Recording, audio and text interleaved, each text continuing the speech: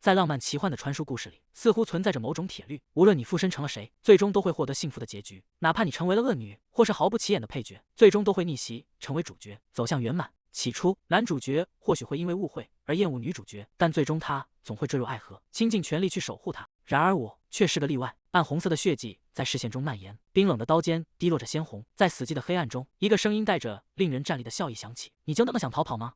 基里安居高臨下地，俯視着，手中長劍染滿鮮血。他看着癱坐在地上的尹仙，語氣冰冷：“那你就不該被我抓到，我警告過你。”尹仙驚恐地仰起頭，身體止不住的顫抖。基里安握緊了劍柄，眼神中透着瘋狂的殺意：“如果你再敢從我身邊逃走，我會殺了你。”話音未落，冰冷的劍刃瞬間貫穿了尹仙的胸膛，鮮血濺落在他的臉上，也染紅了他的視線。他無力地倒在冰冷的地板上，意識迅速抽離。我就這樣死掉了，被那個对我執念成狂的男主角親手用劍刺穿，然後刺耳的鬧鐘聲劃破寂靜。尹仙猛地睜開雙眼，瞳孔因驚恐而顫動。他急促地喘息着，伸手按掉了手機上的鬧鐘，屏幕顯示着早晨7點45分。他呆坐在床上，環視着熟悉而溫馨的臥室，陽光透過窗簾縫隙灑在書架上，一切都顯得那麼平靜。我回來了。尹仙沉默地坐了一會兒，突然爆發出一聲尖叫。他瘋狂地抓挠着頭髮，憤怒讓他的臉頰微微扭曲。不管怎麼想，這都太讓人火大了。費盡心思折騰了半天，結果竟然是死亡結局。難道這就是所謂的穿書嗎？尹仙，快起床，下樓吃早飯。樓下傳來催促的喊聲，尹仙被這突如其來的聲音嚇得縮起脖子。尹仙揉着太陽穴，滿臉寫着無奈。這種震耳欲聾的韓式鬧鐘聲，無論聽多久都無法習慣。距離我回來已經1個月了，在過去的20年裡，喚醒我的總是穿過落地窗的溫暖陽光，還有女僕們輕柔的低語：“小姐，該起床了，已經是早晨了。”那種溫柔而安靜的聲音，仿佛還在耳畔回盪。沒錯，那段時光已經徹底結束了。尹仙坐在床邊，看着陽光在地板上投下的影子。雖然結局一團糟，但我確實已經回來了。現在我正站在屬於我的真實世界裡，那些可怕的事情就全部忘掉吧。他站起身，赤腳踩在地板上，開始熟練地整理行裝，繫好紅色的領帶，仔細梳理着齊肩的短髮。尹仙用力推開窗戶，清新的空氣撲面而來。他看着窗外的景色，眼神變得堅定。我的真實故事現在才真正開始。餐桌上碗筷碰撞，發出清脆的響聲。尹仙埋頭大口吃着飯，泡菜湯的味道在舌尖散開。這種充滿现代調味料的滋味，是那個異世界絕對不存在的美味。他塞滿了一嘴食物，幸福地咀嚼着。泡菜湯果然是最棒的，永遠都吃不膩。尹仁厚坐在對面，看着侄女狼吞虎咽的樣子，有些忍俊不禁。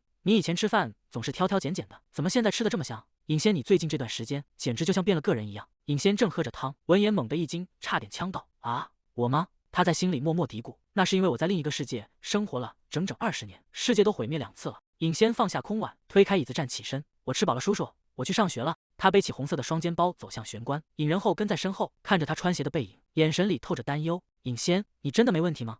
現在就回學校，我覺得你還是應該再多休息1年。尹仙繫好鞋帶，站直身體，轉頭露出了一個燦爛的笑容。不用擔心，我現在狀態非常好。叔叔的擔心不無道理。在附身禁書裡之前，我曾毫無徵兆的暈倒，整整昏迷了3個月。3個月，我在那個世界波瀾壯闊的20年，在這裡僅僅縮減成了3個月。雖然有些荒謬，但我真的很幸運。現實中的我依然年輕健康，沒有白白丟掉那20年的光陰。尹仙握住玄關的門把手，動作忽然停頓了一下。叔叔，尹仁厚回過頭，怎麼了？哪裡不舒服嗎？我愛你。尹仙回過身，臉上洋溢着燦爛的笑容。尹仁厚嚇得渾身一顫，雙手抱住胳膊，滿臉驚恐。是什麼？你該不會是又病了吧？在以前的人生裡，我對生活並沒有什麼留戀，也從未對唯一的家人說過愛這個字。但從現在起，我要每天都說一遍我愛你，尹仁厚叔叔。尹仙一邊說着，一邊輕快地跳出門外，身後傳來叔叔抓狂的喊聲：“啊，這孩子到底怎麼了？快去上學吧！”真是的。尹仙爽朗地笑着揮了揮手：“我出發了。”尹仁厚靠在門邊，看着尹仙遠去的背影，無奈地搖了搖頭。這孩子簡直像變了個人一樣。清晨的街道上，學生們3兩成群地走向學校。尹仙獨自走在人群中，前方2個女生正湊在一起看手機，興奮地討論着：“嘿，這部新出的漫畫超好看，皇太子是個占有欲超強的男主角，簡直帥瘋了。”尹仙的腳步猛地頓住，臉色瞬間變得慘白，冷汗順着額角流下。那些被長劍貫穿、被瘋狂注視的記憶如潮水般湧回。PTSD 這4個字母在腦海中瘋狂閃爍。帥，占有欲強，你們這群家伙，非得被那種瘋子毒打一頓才能清醒嗎？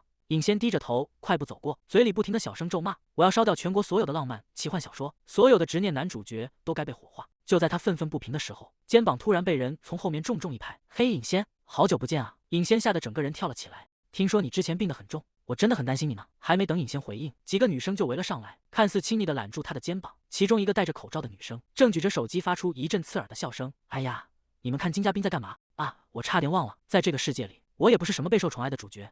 嘿，放輕鬆點嘛。金嘉賓，你是黑社會嗎？”金嘉賓煩躁地吼了回去：“閉嘴，該死的！你們知道這段時間沒有他，我過得有多辛苦嗎？通常那些會附身到別人身上的人，現實生活往往都過得一團糟，所以他們在穿越後會很快忘記原本的生活，更好的適應新世界。我也是一樣，在穿越之前，我在學校裡是個性格阴鬱、被徹底孤立的人。不知從什麼時候起，我成了金家兵團伙的目標，每天都生活在恐懼之中。但是現在，金家兵双手叉腰，居高臨下的打量着蹲在垃圾桶旁的尹仙。哇，尹仙，你的气色看起來不錯吗？臉蛋都在發光呢。他发出一聲冷笑，看来生病是假的吧？休息了3個月，感覺很爽呢。快把变漂亮的秘密告訴我。尹仙沉默地站着，眼神平靜的沒有一絲波瀾。金家兵被這種無視徹底激怒了，他猛地揮起手，尖叫着衝向尹仙。該死的，給我回話！金家兵揮來的手被穩穩接在半空，尹仙精準地扣住他的手腕，力道大得驚人。金家兵愣住了，瞳孔因震驚而顫動。現在看來，你們不過是一群還沒長大的小鬼罷了。尹仙看着眼前這張寫滿錯愕的臉，心中毫無波瀾。在那個世界裡，他經歷了20年爾虞我詐，在陰謀、背叛與綁架中死裡逃生，而眼前的對手僅僅是個高中生。金家兵發出一聲慘叫，手腕傳來的劇痛讓他徹底失控。放手！你這個瘋子，快給我放手！尹仙微微一笑，嘿，我從5歲起就開始學習防身術了。他順勢發力，將金家兵重重地砸向地面，伴隨着一陣沉悶的撞擊聲。周圍的同夥嚇得捂住嘴巴，呆若木雞。我絕不會讓人生被毀掉第2次。尹仙居高臨下地看着癱在地上的金家兵，語氣平靜，卻帶着不容置疑的威懾力。安靜的生活吧。教室裡喧鬧的討論聲撲面來，同學們3兩成群的聚在一起聊天，一切都和往常一樣。在我離開的這段時間裡，現實世界也隨着學年的更替發生了變化。不過這正合我意，新班級新開始，今年我一定要交到朋友。畢竟以前的我一個朋友都沒有。尹仙握緊小拳頭，眼神中透着志在必得的自信。首先就從那個小組開始攻略吧。憑借我20年的社交經驗，一眼就能看穿他們的屬性。那群孩子在班級裡的地位不高也不低，卻掌握着最靈通的消息。這種氛圍就像是邊境男爵的女兒和頂級豪門的妖女在社交界抱團一樣。想要融入這種群體，就必須先拉近距離。尹仙悄悄湊了過去，聽到他們正對着手機屏幕發出驚嘆：“你們看到李海源昨天發在社交平台上的照片了嗎？看到了，超級帥，他的粉絲數又漲了。”尹仙看準時機，裝作不經意的插話：“那個李海源是誰啊？”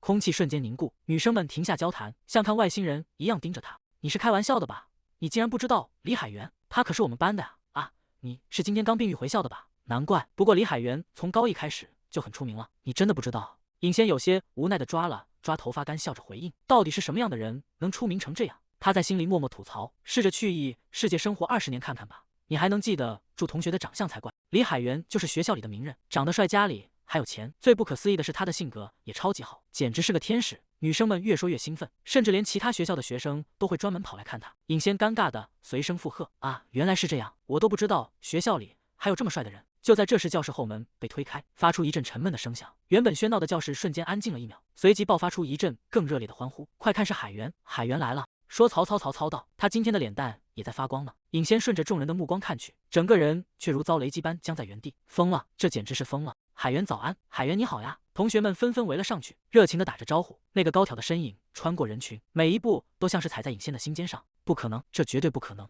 尹仙死捂住嘴巴，身體控制不住地向後退去。“你好，我們應該是第1次見面吧？啊，你就是那個一直請假沒來學校的同學？”尹仙嚇得縮起肩膀，整個人僵在原地。他直起身體，臉上掛着無懈可擊的溫柔笑容。“很高興見到你，我是李海源。”尹仙死死盯着那張近在咫尺的臉，大腦瞬間一片空白。就是他，絕對不會錯。基里安·德爾·溫弗雷德在書裡親手殺掉我的男人。李海源察覺到異樣，微微低下頭觀察他的反應。“那個，你現在的臉色看起來真的很蒼白。”尹仙的大腦一片混亂，為什麼這個混蛋會在這裡？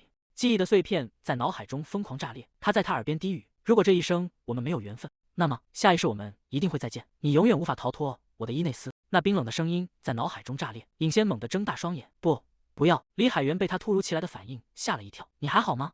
他的手剛觸碰到尹仙的肩膀，“是不是哪裡不舒服？”尹仙像是觸電般緊閉雙眼，恐懼瞬間吞噬了理智。“我說過不要，這輩子請放過我，讓我一個人待着。”他用盡全身力氣一個過肩摔，李海源完全沒有防備，整個人向後仰去。周圍的同學全都看傻了眼，大家張大嘴巴，難以置信地看着眼前發生的一切。李海源重重地摔在地上，發出一聲沉悶的巨響，課桌椅被撞得歪七扭八。尹仙站在原地，大口喘着粗氣，眼神中充滿了驚恐與混亂。教室裡陷入了死一般的寂靜，同學們紛紛站起身，驚愕地看着這突如其來的一幕，誰也沒有說話。尹仙僵硬地站在那裡，冷汗順着臉頰滑落。李海源發出一聲痛苦的呻吟，他仰面朝天看着天花板，笑出了聲：“哇，你力气真的很大。”尹仙徹底石化了，完了，徹底搞砸了。尹仙端着餐盤走進食堂，他扶住額頭，眼神空洞地盯着前方。“我死定了，我的新校園生活徹底完蛋了。”在大家眼裡，我肯定是個徹頭徹尾的怪胎吧？我竟然把全校最受歡迎的男生給过肩摔了，因為太害怕，身體竟然先於大腦做出了反應。尹仙整個人仿佛失去了靈魂，呆呆地坐在餐位上。看來今年也要注定孤身一人了。明明都穿越了，難道連個像樣的開局都拿不到嗎？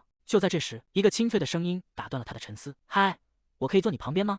來和我們一起吃吧。”尹仙猛地抬起頭，滿臉不可思議：“哎，真的嗎？要和我一起吃？”一名男生興奮地湊過來：“嘿，剛才那是怎麼回事？我還以為你是超級女英雄之類的呢。”尹仙尷尬地擺着手解釋：“不是那樣的，只是因為我從小就開始學習防身術，所以剛才沒過腦子。”另一名女生笑着安慰他：“沒關係啦，李海源也說他沒受傷。”尹仙腦海中浮現出李海源那副像天使一樣大度原諒他的模樣。你當時肯定是被我突然靠近嚇到了吧？不過學防身術是真的嗎？這也太酷了吧！面對大家的追問，尹仙只能硬着頭皮繼續編下去，是因為一些特殊情況才學的，算是家族傳統吧。家族傳統？那是什麼啊？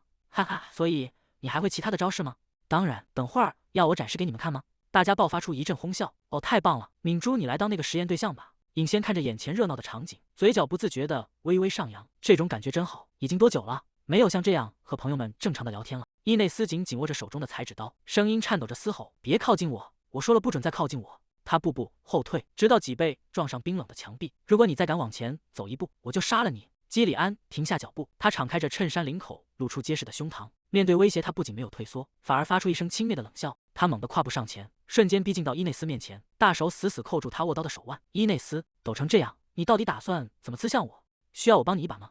什麼？伊內斯驚恐地瞪大雙眼，還沒等他反應過來，基里安突然握住他的手，猛地向自己的胸膛刺去，利刃瞬間没入血肉，鮮血濺落在兩人的衣襟上。基里安卻連眉頭都沒有皺一下，他甚至湊近伊內斯的耳畔，語氣中帶着令人毛骨悚然的溫柔。這太簡單了，伊內斯，簡直易如反掌。如果你想要，我甚至可以把自己的心臟掏出來送給你。基里安粗糙的拇指摩挲着他的唇瓣，伊內斯徹底崩潰了，淚水奪眶而出。你這個瘋子，你真的徹底瘋了！基里安，德爾，溫弗雷德。基里安看着他絕望的樣子，發出一聲滿足的嘆息。啊，伊內斯，他用滿是鮮血的手捂住半張臉，眼神中透出扭曲而狂熱的光芒。你到現在才意識到這一點嗎？尹仙猛地睜開眼，他大口喘着粗氣，冷汗浸透了睡衣。真是的，這算什麼噩夢啊？那是他連做夢都覺得恐懼的記憶，可偏偏在這個時候清晰地浮現。最近一直睡不好，明明已經解決了金家賓那夥人的麻煩，也交到了幾個不錯的朋友，生活本該步入正軌。如果不是因為那個混蛋基里安，或者說那個長得和他一模一樣的家伙，李海源的笑臉在腦海中一閃而過。如果沒有他，一切都會很完美。尹仙坐在床邊陷入了沉思，他真的是基里安嗎？說實話，如果仔細觀察，他們的長相並不完全相同。可即便如此，在看到他的那一瞬間，我的身體就已經給出了答案，每一個細胞都在瘋狂尖叫，化作一個冰冷的字眼在腦海中回盪。跑！我曾穿越禁書裡，然後又回到了現實。尹仙坐在床頭，神情凝重地思考着。既然我能回來，難道就沒有哪條法律規定他不能也從書裡跑出來嗎？清晨的公交站台，一輛巴士伴隨着刺耳的剎車聲停下。尹仙匆忙跑上車，手在書包裡瘋狂翻找。啊，我忘了帶錢包，如果錯過這班車，上學絕對會遲到。司機語氣有些不耐煩：“同學，你到底上不上車？”尹仙尷尬的想哭：“對不起，我這就下車。”就在他準備轉身跳下車時，一只手越過他的肩膀，將交通卡輕快地貼在了感應器上。滴的一聲清脆的提示音響起，司機，我幫他付。哎，尹仙驚愕地瞪大雙眼，整個人僵在原地。李海源看着他，嘴角微微上揚，露出一個溫和的微笑。嗨，我們又見面了。為什麼偏偏是這輛車？為什麼偏偏是他？因為早上的那個噩夢。現在的氣氛變得更加尷尬了。他低着頭，雙手死死抓着書包帶子，甚至不敢抬頭看一眼站在身邊的李海源。可是至少應該說聲謝謝吧。尹仙深吸一口氣，鼓起勇氣轉過頭，那個，謝謝你幫我付車費。李海源正單手拉着吊環，聽到聲音後轉過臉，沒什麼，真的。你是叫尹仙對吧？他看着他，露出了一個極其燦爛的笑容。以後見面，我們就互相打個招呼吧。尹仙看着那張近在咫尺的臉，整個人都呆住了。這張毫無殺傷力的笑臉是怎麼回事？明明我們的第一次見面糟糕透頂，這種反差反而讓他感到更加毛骨悚然。他猛地捂住嘴巴，胃裡一陣翻江倒海，太可怕了。這簡直比噩夢還可怕！我在心裡發誓，絕對不要和這個人變親近，直到畢業為止，我們都不要有任何交集。然而，就在立下誓言的10分鐘後，早高峰的公交車變得異常擁擠，人群像潮水一樣湧入車廂，大家互相推搡着，叫喊聲此起彼伏。別碰我，離我遠點！尹仙在混亂的人群中踉蹌着，將李海源整個人捲在了雙臂之間。尹仙在搖晃的車廂裡拼命穩住重心，我能撐住，絕對能撐住。突然，後方一名背着大書包的男生被人群擠得失去平衡，重重撞在尹仙背上。哎呀，抱歉！尹仙整個人向前撲去，我撐住了，核心力量果然很穩。尹仙正暗自慶幸，耳邊卻傳來一個無奈的聲音：“那個尹仙，你這是在幫我擋住人群嗎？”這種場景我只在電視劇裡見過。李海源看着他，忍不住發出一陣輕笑。尹仙的大腦瞬間宕機，他在笑什麼？這很有趣嗎？但通常情況下，李海源收起笑意，伸出手。李海源伸出手，穩穩地撐在尹仙身後的車窗上，這樣看起來是不是自然多了？畢竟我比你高。尹仙整個人僵在原地，呼吸變得急促，這種被完全籠罩的感覺讓他不知所措。停下，快停下！他在內心瘋狂吶喊，快把這該死的粉色背景撤掉，這簡直要讓我瘋了。尹仙低下頭，避開對方的視線。李海源並沒有移開，嘴角帶着一抹若有若無的笑意。他靜靜地注視着懷裡的女孩，眼神中透着一種讓人捉摸不透的情緒。清晨的校園籠罩在明媚的陽光下，尹仙趴在教室的課桌上，發出一聲沉重的呻吟。大清早就覺得精疲力竭，身邊的同學湊過來，疑惑地看着毫無生氣的尹仙。嘿，他怎麼了？出什麼事了嗎？尹仙側着臉枕在手臂上，眼神空洞地望着前方。嘿，大家，李海源到底是個什麼樣的人？他真的像傳聞中那樣善良嗎？我是說，真的有人能那麼完美嗎？尹仙坐直身體追問道。你們有沒有聽說過關於他的壞話？比如他是兩面派，或者性格分裂，再或者其實他私下裡很刻薄。不，李海源的名聲無懈可擊，如果你仔細觀察，你自己就能看出來。我也從來沒聽過關於他的任何負面傳聞，大家甚至因為他長得太好看，私下裡叫他混血兒呢。同學們一臉陶醉的感嘆，他是人類和天使的混血兒。尹仙聽得臉色發青，別再說了。他無精打采地趴在桌上，一只手伸過來，將一盒蘋果汁輕放在他面前。尹仙疑惑地抬起頭，李海源站在桌邊，臉上帶着溫和的笑意。這個給你喝，謝謝你那天在公交車上保護我。周圍的空氣仿佛瞬間凝固，同學們愣在原地，難以置信地看着這一幕。李海源微微點頭示意，隨後轉身走向自己的座位。一路上熱情的招呼聲此起彼伏。海源早安，剛才那是怎麼回事？海源你好。尹仙將坐在座位上，身後的同學們立刻圍攏過來，尖叫聲幾乎要掀翻屋頂。你們兩個是在交往嗎？到底發生了什麼？這種禮物只有談戀愛才會送吧？面對同伴們連珠炮般的質問，尹仙低着頭，整個人陷入了陰影之中。快老實交代，你和李海源到底是什麼關係？尹仙面無表情，前世的仇人。同學瞪大眼睛，難道是那種在摔跤場上萌發的愛情？尹仙面無表情的回答，絕無可能。他盯着桌上的蘋果汁，發出一聲長長的嘆息，這到底算什麼？他該不會在策劃什麼陰謀吧？操場上，男生們正在踢球。李海源突然掀起汗濕的白 T 恤，擦拭臉上的汗水，顯露出結實的肌肉線條。圍觀的女學生們發出陣陣尖叫：海源瘋了吧？海源到底怎麼了？為什麼非要一個人在那閃閃發光？那家伙簡直跟我們不是一個層級的，應該把他列為公共財產。尹仙沉默地看着遠處的李海源，這種場景該死的熟悉，記憶中的畫面重疊。基里安在眾人的注視下揮舞長劍，赤裸的上身同樣有着驚人的肌肉。周圍的女僕們尖叫連連，滿臉通紅地捧着心口。他只是塊頭變大了而已，性格還是一點沒變。這種重疊感真是讓人難以忍受。無論怎麼看，那個混蛋基里安都牽扯其中。遠處的同學揮着手大喊：嘿，大家都過來！老師說男生女生要一起玩躲避球，男生必須用左手投球。躲避球？尹仙蹲在地上，單手托着下巴。躲避球啊！球场上的局勢瞬間失控，黃色皮球呼啸而過，精準地砸在學生身上。李周勇出局，闵慶哲出局，快走開！申玉振，你也出局了。尹仙站在球場中央，微微低着頭，周身散發出令人膽寒的气息。他猛地抬起手，撥開額前的碎髮，眼神變得凌厲，把球傳給我。這種程度的躲避球根本不算什麼，他曾經可是打進過全國大賽的人。圍觀的學生們被這股氣勢震懾，紛紛竊竊私語，這簡直是對普通人的單方面屠殺吧？尹仙難道是職業運動員嗎？聽說他以前是國家柔道隊的。雖然只是傳聞，但尹仙此刻散發出的氣場確實驚人。隊友們在後方拼命吶喊：尹仙加油，全靠你了！尹仙低頭盯着手中的球，現在只剩下他了。李海源靜靜地站在對面，神情一如既往的平和。基里安曾是帝國的皇太子，也是最強的劍士，擁有怪物般的力量和無人能及的速度，沒有人能擊敗他，甚至連尹仙自己在拼死反抗後，也只能被他輕易地扛在肩上帶走。尹仙咬緊牙關，如果李海源真的是基里安，他至少應該能躲開這一擊。接招吧！尹仙猛地腾空而起，全身的力量匯聚在手臂上，球體帶着破空之聲呼嘯而出，猶如一道燃燒的流星，直衝李海源的面門。然而李海源毫無防備地站在原地，球重重地砸在他的臉上，發出一聲沉悶的巨響。黃色皮球在地上彈跳了幾下，滾向遠處。球場上一片死寂，尹仙僵在原地，瞳孔因極度的震驚而顫抖，正中面部。這怎麼可能？李海源站在對面，鼻梁通紅，整個人像是斷了線的木偶，身體猛地向後仰去，重重地摔倒在水泥地上。尖叫聲瞬間撕裂了寂靜。海源，海源，你沒事吧？同學們驚慌失措地圍攏過去，場面陷入一片混亂。尹仙死死捂住嘴巴，冷汗順着臉頰滑落。這不對勁，這絕對不對勁！醫務室裡彌漫着淡淡的消毒水味，百葉窗透進幾縷陽光。李海源靜靜地躺在病床上，雙眼緊閉。尹仙站在床邊，神情複雜地注視着他。這張與基里安一模一樣的臉，睡顏卻毫無防備。他的目光落在旁邊的推車上，手不由自主地伸向筆筒，指尖觸碰到了鋒利的剪刀。要不要殺了他？尹仙猛地驚醒，被自己的想法嚇得魂飛魄散。殺了他？我在胡說什麼？殺了他是什麼意思啊？這樣下去我會親手毀掉這輩子的生活。這裡不是帝國，是民主社會。無論李海源是不是基里安，過去的錯誤都不能再重演。這樣不行。你是來醫務室看我的嗎？李海源不知何時已經坐了起來，他看着僵在原地的尹仙，語氣溫柔：我已經沒事了，你是在擔心我嗎？尹仙尷尬地轉過身，支支吾吾地回應：啊，是啊，你沒事就好。他是什麼時候醒的？剛才那些自言自語，他該不會全都聽見了吧？李海源微笑着看向尹仙，順便問一下，你為什麼要拿着筆？尹仙嚇得渾身一顫，冷汗直流。這個是，他總不能說自己剛才在考慮要不要殺了他。他慌忙轉過身，將圓珠筆扔回推車上的筆筒裡，發出清脆的碰撞聲。对不起，海源。尹仙低着頭，声音細若蚊呐，为我用球砸中你的臉道歉，還有那天在公交車上對你動手的事。李海源沉默了片刻，隨後突然爆發出一陣爽朗的笑聲。尹仙一臉困惑地看着他，不明白這有什麼好笑的，為什麼在笑？不抱歉。李海源止住笑聲，眼神亮晶晶地看向他，只是覺得很有趣。該怎麼解釋呢？我以前從來沒遇到過像你這樣的人，你總是讓我感到驚訝，越想就越覺得有意思。他直視着尹仙的眼睛，語氣真誠：我被你吸引了。尹仙愣在原地，這種感覺非常陌生。他記憶中的基里安永遠冷酷殘忍，絕不會露出這樣純粹又開朗的笑容。就在這時，尹仙的目光落在了李海源的領口，他的臉色瞬間變了。哎，那是血嗎？尹仙彎下腰，神情緊張地盯着李海源：是你剛才摔倒的時候受傷了嗎？你的臉色還是很蒼白，我不該把球扔得那麼重，要我去叫校醫過來嗎？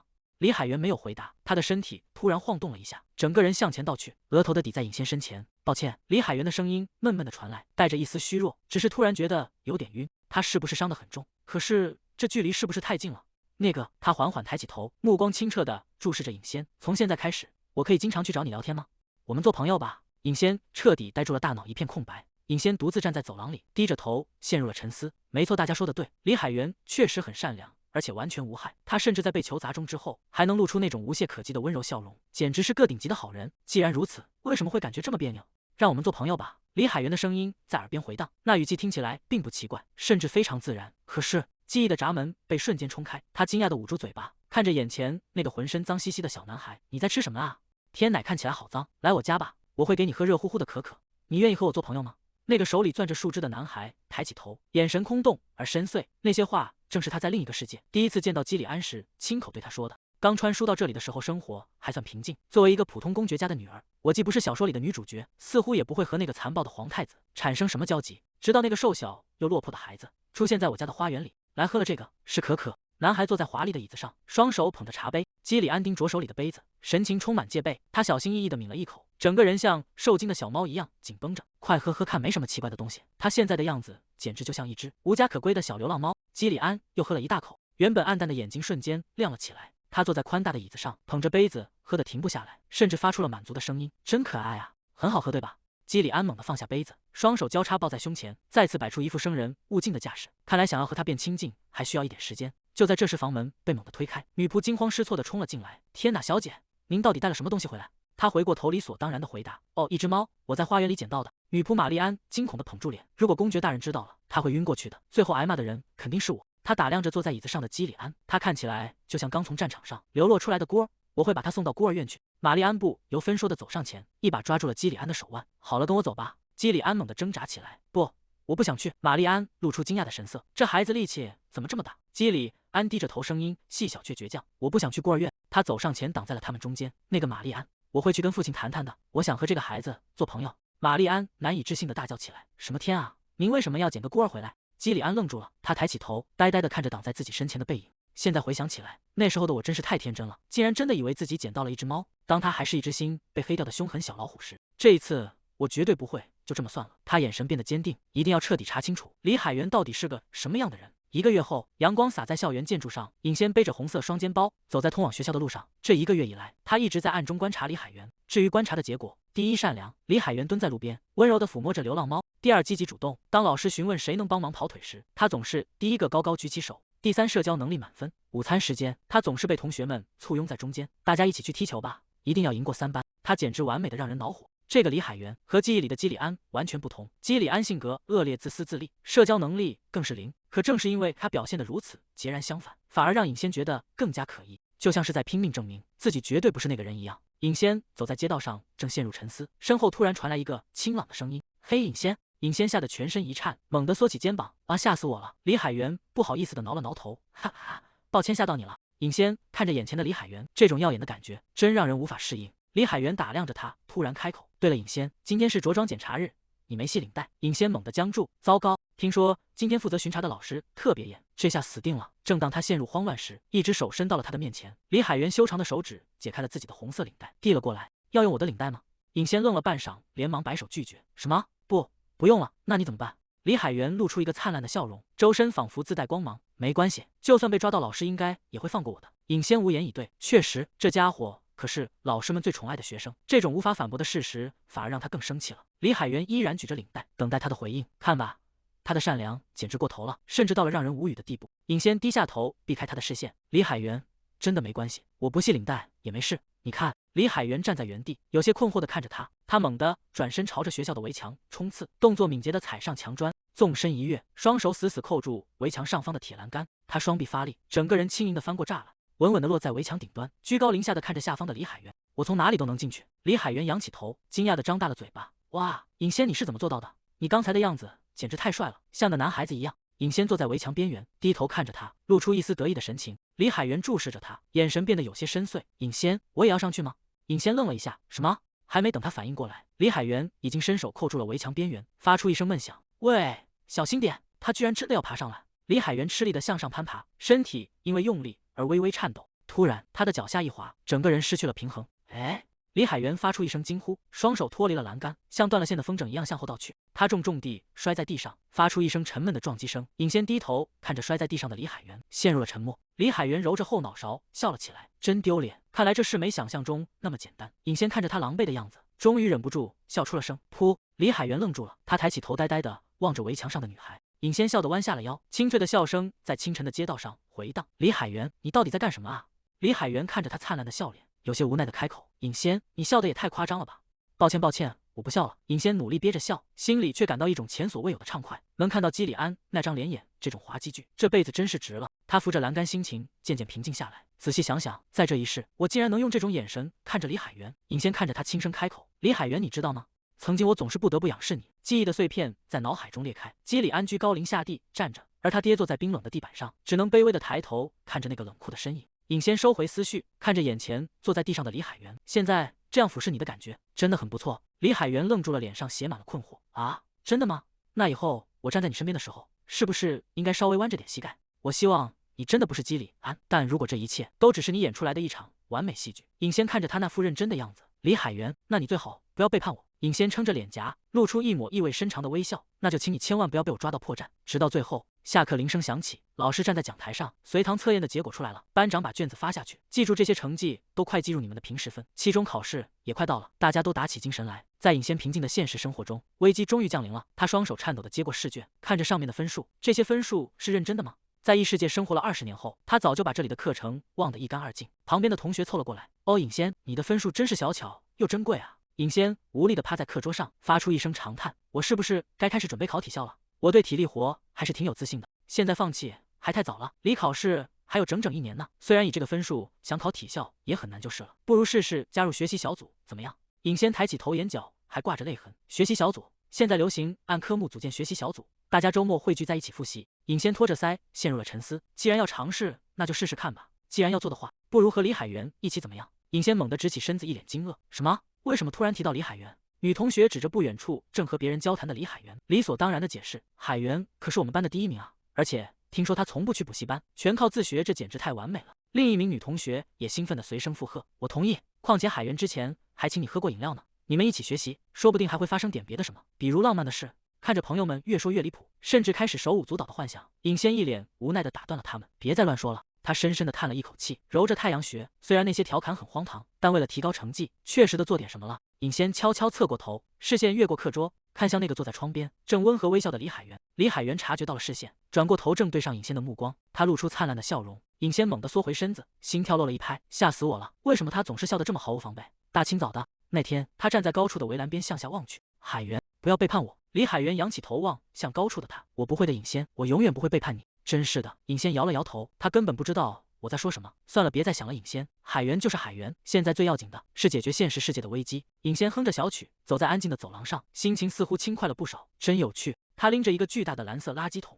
正準備去清理垃圾、打掃衛生，這種事真的很有韓國高中的感覺。雖然我確實是個高中生。尹仙走到窗邊，看着外面的景色，也許我確實不擅長學習，但生活如此平靜，又有什麼問題呢？沒有陰謀，沒有算計，也沒有那個男人。他正享受着這份安寧，腳步卻突然停住了。等等，這是什麼味道？煙味。尹仙走到窗邊向下望去，教學樓後的空地上，幾個學生正聚在一起抽煙。他無奈地嘆了口氣，這些毛都沒長齊的小鬼，居然在抽煙，什麼時候才能長大？他的目光在人群中掃過，突然停住了，瞳孔猛地收縮。海源，他為什麼在那？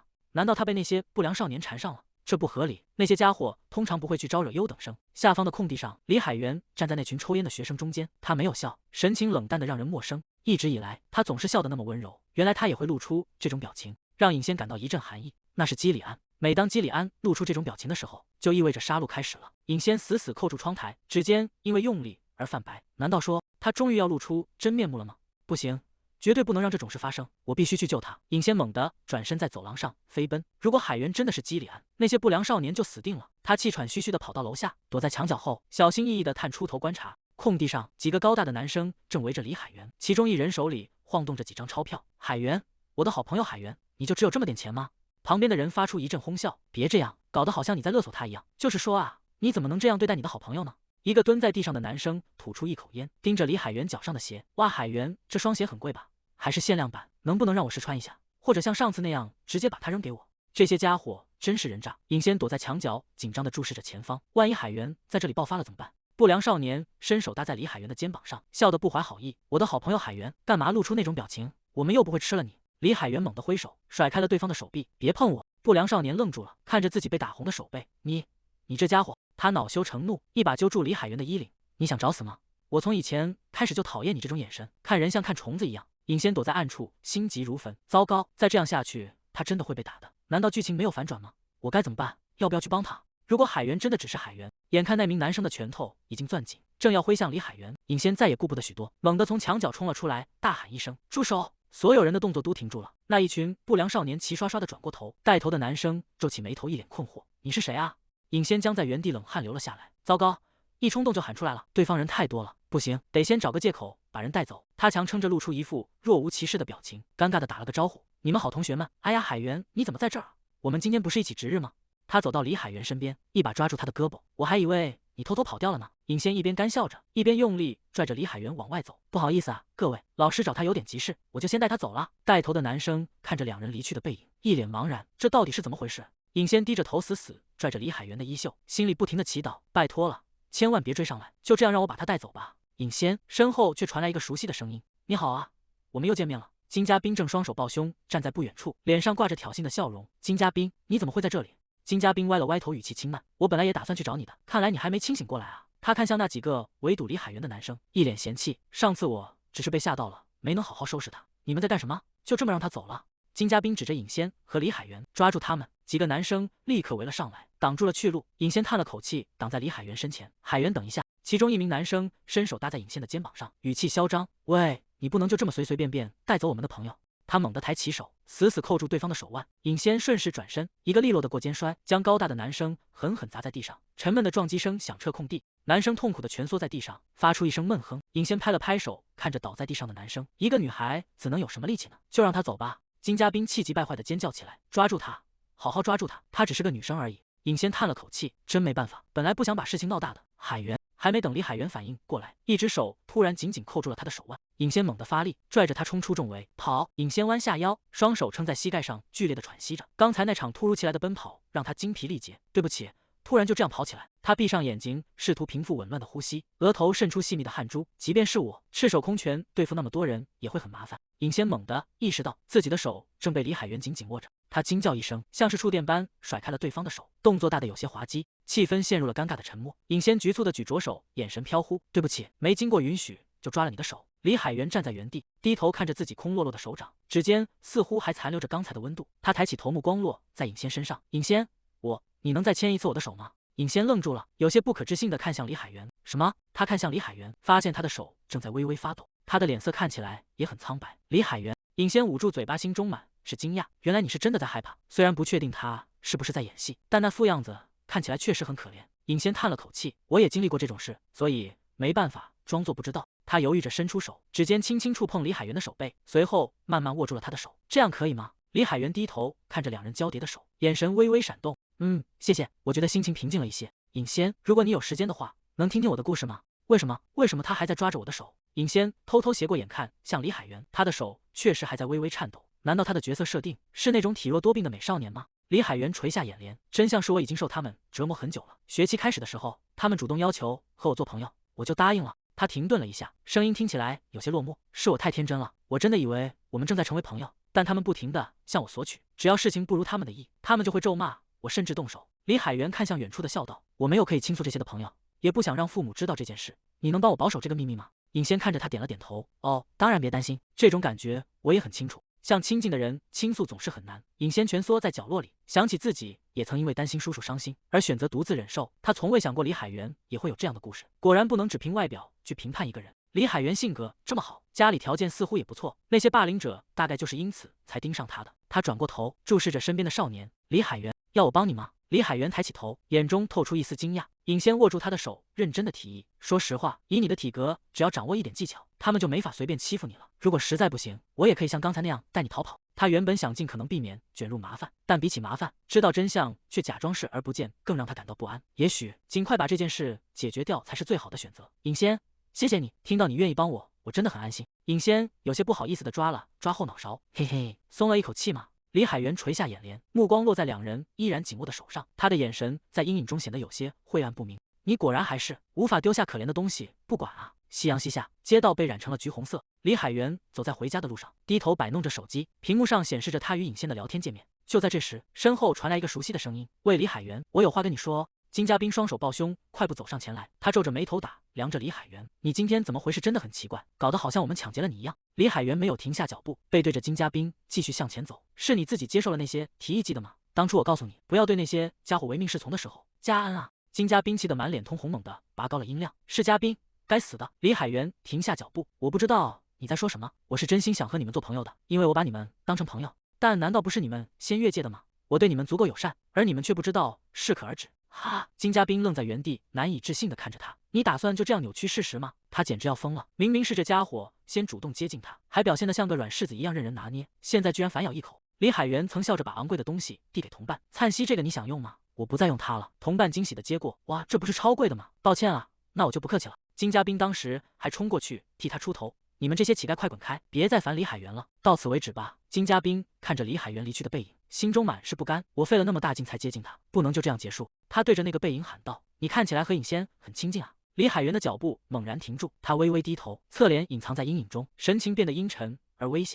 金嘉賓雙手抱胸，臉上浮現出一抹嘲弄的笑意。喂，你知道尹仙以前是個徹頭徹尾的失敗者嗎？他以前總是在我面前哭鼻子，求我放過他。李海源停下腳步。喂，金嘉賓愣了一下，下意識地縮了縮肩膀。喂。沉重的腳步聲在街道上響起，李海源轉過身，一步步朝金嘉賓走去，他的身影籠罩下來。李海源伸出手，猛地按住他的肩膀，他低下頭，湊近金嘉賓的耳邊，聲音低沉而冰冷：“管好你的嘴。”李海源鬆開手頭，也不回地走遠。他大口喘着氣，低頭看向自己被抓痛的肩膀。哈，那是什麼表情？瘋子！周末的午後，陽光溫暖而寧靜，透過窗戶灑進室內。這是一個平和而甜蜜的周末，天氣暖和得恰到好處，甜點味道很棒，終於有了屬於自己的閒暇時光。他本該享受這難得的寧靜，然而現實卻讓他如坐針氈。那個殺掉我的仇人，或者說長得和那個仇人一模一樣的人，此時此刻就坐在我的正對面。李海源單手托腮，目光柔和地注視着尹仙，神情顯得輕鬆而愜意。事情為什麼會變成這樣？決定幫助李海源的那天，李海源看着前方，尹仙總是讓你幫忙，我心裡會過意不去。我也能做點什麼來幫你嗎？尹仙有些局促地笑了笑，幫忙沒關係的。他看起來不像是那種會輕易感到愧疚的人。李海源轉過頭看向他，可是我剛才在教室裡偶然聽到你想找個人一起學習，這周末一起學習怎麼樣？我會幫你解決所有不懂的問題。就這樣，尹仙最終還是答應了和他在周末一起學習。雖然對於和他單獨相處這件事考慮了很久，但尹仙坐在咖啡廳裡，看着面前的習題，應付戰友遇強的病嬌和通過高考相比，顯然眼前的火更急一些。我們两個就這樣見面真的沒問題嗎？這又不是什麼和不良少年有關的事情。時間一分一秒過去，也許學習只是個借口，這難道是個陷阱嗎？某種為了引誘我而設下的圈套。1個小時過去了，他竟然真的只是在學習，他甚至一次都沒有抬起過頭，一直全神貫注地盯着書本。看着李海源專注的樣子，尹仙的思緒飄回了過去。仔細想想，基里安在學習的時候也總是這麼專注。記憶中的基里安坐在書桌前，伊內斯站在他身後，伸手擺弄着他的頭髮，幫他紮起了一個個小辮子。看着基里安頭頂的小辮子，伊內斯忍不住笑出聲來。哇，太可愛了！不愧是美少年，無論做什麼都不會崩壞，就算禿頂了也會很帥吧？伊內斯伸手戳了戳他的臉頰。基里安終於停下筆，微微側過頭。你玩得開心嗎？哦，你終於肯說話了。剛才我跟你說話的時候，你一直不理我。休息一下吧，基里安，反正上次考試你也是第1名。如果你一直這樣死讀書，會浪費掉大好青春的。基里安抬起手，小姐，如果你說完了，就請坐下來學習。公爵大人說過，如果你這次再不及格，就要把你關禁閉。伊內斯有些不滿地湊到他耳邊，不是說好只有我們2個人的時候，直接叫名字嗎？你這種傲慢的態度，真是一點都沒變。到底有什麼意義？基里安突然伸出手，按住了伊內斯的臉，把他推開。我告訴過你，不要突然靠得這麼近。伊內斯被推得一個踉蹌，氣呼呼地揮舞着拳頭。真是的，你最近為什麼對我這麼害羞？所以人家才說，永遠不要幫助黑頭髮的野獸。基里安嘆了口氣，伊內斯，你不喜歡我學習嗎？伊內斯撇了撇嘴，是啊，一到考試季你就不陪我玩了。基里安沉默了一會兒，我這麼做都是為了你。伊內斯愣住了，什麼？基里安看着他，你忘了嗎？當初是你為了能和我一起去學院，求了公爵3天3夜。伊內斯回想起自己當初在公爵面前撒嬌打滾的樣子，尷尬地笑了笑，哈哈，好像是有這麼回事。看着那些因為嘲笑他是孤兒的同學得到了應有的教訓，他轉過頭看向基里安，所以你會因為這樣而討厭我嗎？基里安停下筆，伊內斯，我會以第1名的成績畢業，然後去參加騎士考試，所以我會成為你的正式騎士。基里安抬起頭注視着伊內斯，這樣的話，我就能永遠留在你身邊了。伊內斯的臉瞬間長得通紅，心跳快得有些不受控制。這家伙真的很擅長讓人不知所措。基里安重新低下頭，翻開書頁。好了，快回去學習吧。等考試結束後，你想怎麼玩我都陪你。我能再幫你扎一次頭髮嗎？我想試試那種最普通的3股辮。基里安沉默了許久，別鬧了。可是我還是不明白，你明明表現得像是願意把一切都給我，那為什麼最後又要從我身邊奪走這一切？回憶的碎片漸漸淡去，尹仙坐在咖啡廳裡，單手托着腮。算了，反正現在這些都不重要了。一只手伸了過來，指尖輕輕敲擊着桌面，發出清脆的聲響。尹仙猛地回過神，李海源正看着他。尹仙，沒法集中注意力嗎？尹仙有些尷尬，看來自己發呆表現得太明顯了。李海源露出溫和的微笑，是有什麼不懂的地方嗎？我可以幫你。尹仙猶豫了一下，指着書上的題目，那麼這一題，還有這一題，這一題，這一題，還有這一題，這一題，我是不是該放棄數學了？我們一步步來解決吧。窗外的陽光逐漸變得柔和，咖啡廳內燈光亮起。尹仙看着眼前的成果，發出了由衷的感嘆：哇，你真的很擅長叫人。他緊緊抱着數學教材，原本灰暗的心情瞬間明亮起來，感覺高考都有希望了。李海源看着他興奮的樣子，鬆了一口氣。太好了，因為是第一次教別人，我剛才其實很緊張。尹仙合上書本，豪爽地站起身，揮動着拳頭。既然這樣，今天晚飯我請客，我們去外面吃大餐吧。但是那個，李海源伸出手指向窗外，那是你認識的人嗎？尹仙順着他指的方向看去，窗外站着尹仁厚，隔着玻璃死死盯着李海源，眼神裡幾乎要噴出火來，仿佛要把對方生吞活剝。尹仙嚇得縮起脖子，那是我叔叔。尹仙冷汗直流，糟糕，我出門前跟他說，我是出來和朋友一起學習的，要是他覺得我是在偷偷約會怎麼辦？他在這方面可是超級保守的。尹仁厚大步走進咖啡廳，雙臂交疊在胸前，面色陰沉地站在桌邊。尹仙戰戰兢兢地開口，那個叔叔，事情不是你想的那樣。他急得滿頭大汗，大腦飛速運轉，該怎麼辦？叔叔對這種事最敏感了。李海源卻表現得異常冷靜，他站起身，禮貌地看向尹仁厚：“您好，先生，我想正式向您介紹一下我自己，我是李海源，尹仙的同學。期中考試快到了，所以我们今天聚在一起學習。”他拿起桌上的模擬試卷：“我們真的只是在學習，沒什麼好擔心的。您要看看嗎？”這是尹仙今天的模擬測試結果，他的分數提高了很多。尹仙在學校聰明又開朗，甚至還幫了我不少忙。我想這一定是受了您的影響，先生。尹仙在一旁聽得目瞪口呆，這家伙真的很會說話。他不禁想起18歲時的基里安，那個總是冷着臉，每次見到他的家人都會露出敵意的少年。相比之下，李海源簡直完美的無可挑剔。尹仙趕緊順着話頭幫腔：“啊，對，叔叔他是我們班的第1名。”尹仁厚依舊雙臂交疊，壓迫感讓空氣幾乎凝固。“你的名字是李海源，對吧？”尹仁厚拉開椅子站起身，轉過頭，語氣低沉而嚴肅：“跟我出來一下。”去哪兒？尹仙嚇得臉色慘白，完蛋了。然而海源，我的好朋友，多吃點。尹仁厚滿臉堆笑地招呼着。餐桌上擺滿了豐盛的飯菜，熱氣騰騰。李海源乖巧地做着，笑容燦爛。好的，叔叔，謝謝您邀請我。尹仙呆坐在位子上，看着眼前這和樂融融的一幕，大腦一片空白。這到底是怎麼回事？為什麼他們兩個看起來相處得這麼好，甚至比跟我在一起時還要親近？尹仁厚在廚房忙碌着，尹仙坐在桌邊，一邊擦拭桌面一邊開口：“但是叔叔，你為什麼這麼喜歡李海源？你以前明明討厭我所有的男性朋友。”尹仁厚停下動作，他是個在面對我時完全不會退縮的孩子，這可不是件容易的事。他轉過身，語氣變得滔滔不絕，而且他很有禮貌。現在的孩子很少有這樣的了。聽說他學習也很好。尹仁厚摸着下巴，神情變得認真起來。最重要的是他長得帥。你叔叔，我只喜歡長得帥的人，我可不想讓我的侄女跟一個長得比我還醜的人交往。你不覺得他長得有點像那個男團成員嗎？就是 Spice 的 Chexy。為什麼他在看臉這件事上總是這麼真誠？真是讓人無語。尹仁厚伸出手輕輕拍了拍侄女的頭。尹仙，如果你想和他交往，那就去吧，不要退縮。我並不指望你能從他那裡得到什麼，只要你不再受傷，身體健康，這就是我想要的全部。尹仙低着頭，感受着叔叔手掌的溫度。他突然上前一步，用力抱住了尹仁厚。叔叔，我今天說过我爱你吗？我愛你，叔叔。尹仁厚有些不好意思的咳嗽了一聲。好了，別撒嬌了，快走吧，海源可能還在等着你。尹仙鬆開手，笑着回應。好，叔叔說認真的，我其實還沒打算和李海源約會呢。尹仁厚擺擺手，行了行了，快去吧。過了一會兒，尹仙來到了約定的地方，李海源正坐在長椅上等待，兩人並排坐着，氣氛顯得有些尷尬。果然還是很別扭，時間比預想的要長。尹仙看着身邊的李海源，擔心他是否感到壓力，卻又在努力忍耐。哈哈，我叔叔一直堅持要給我削水果，他說一定要吃完才能走。李海源轉過頭，尹仙，他的手伸向桌上的一疊書，指尖處碰到一本橙色封面的冊子。我可以看這個嗎？尹仙愣了一下，那是相冊嗎？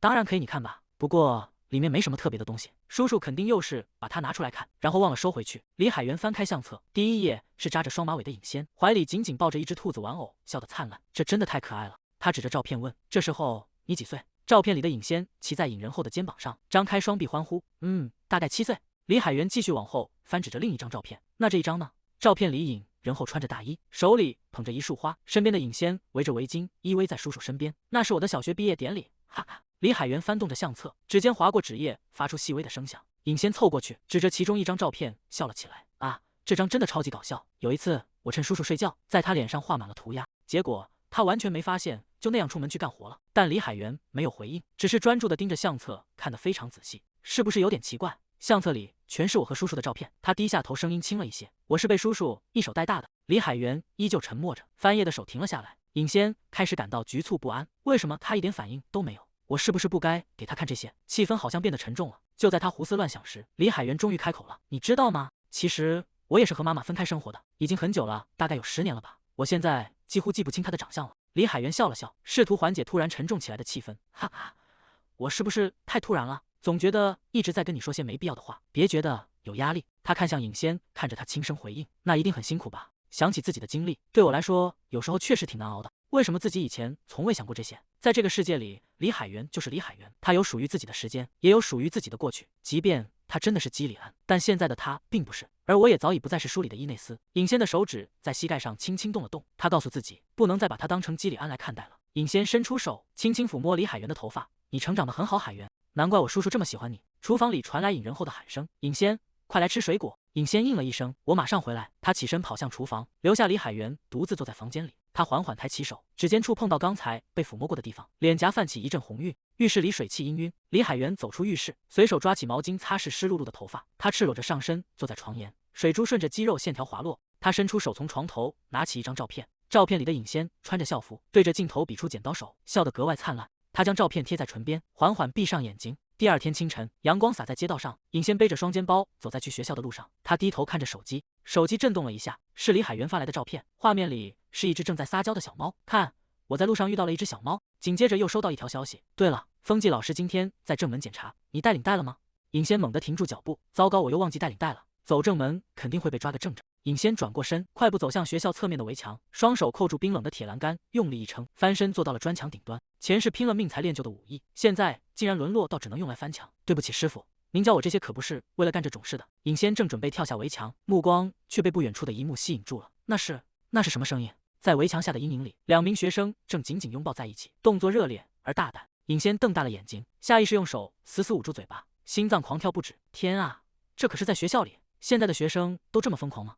就在他不知所措時，下方的男生似乎察覺到了上方的視線，他緩緩抬起頭，兩人的目光在空中撞個正着。尹仙徹底愣住了，大腦一片空白。男生並沒有因為被撞破而感到慌張，反而露出一抹意味深長的微笑。他伸出一根手指，輕輕抵在唇邊，做了一個噤聲的手勢。我剛才看到了什麼？難道說我又穿越了嗎？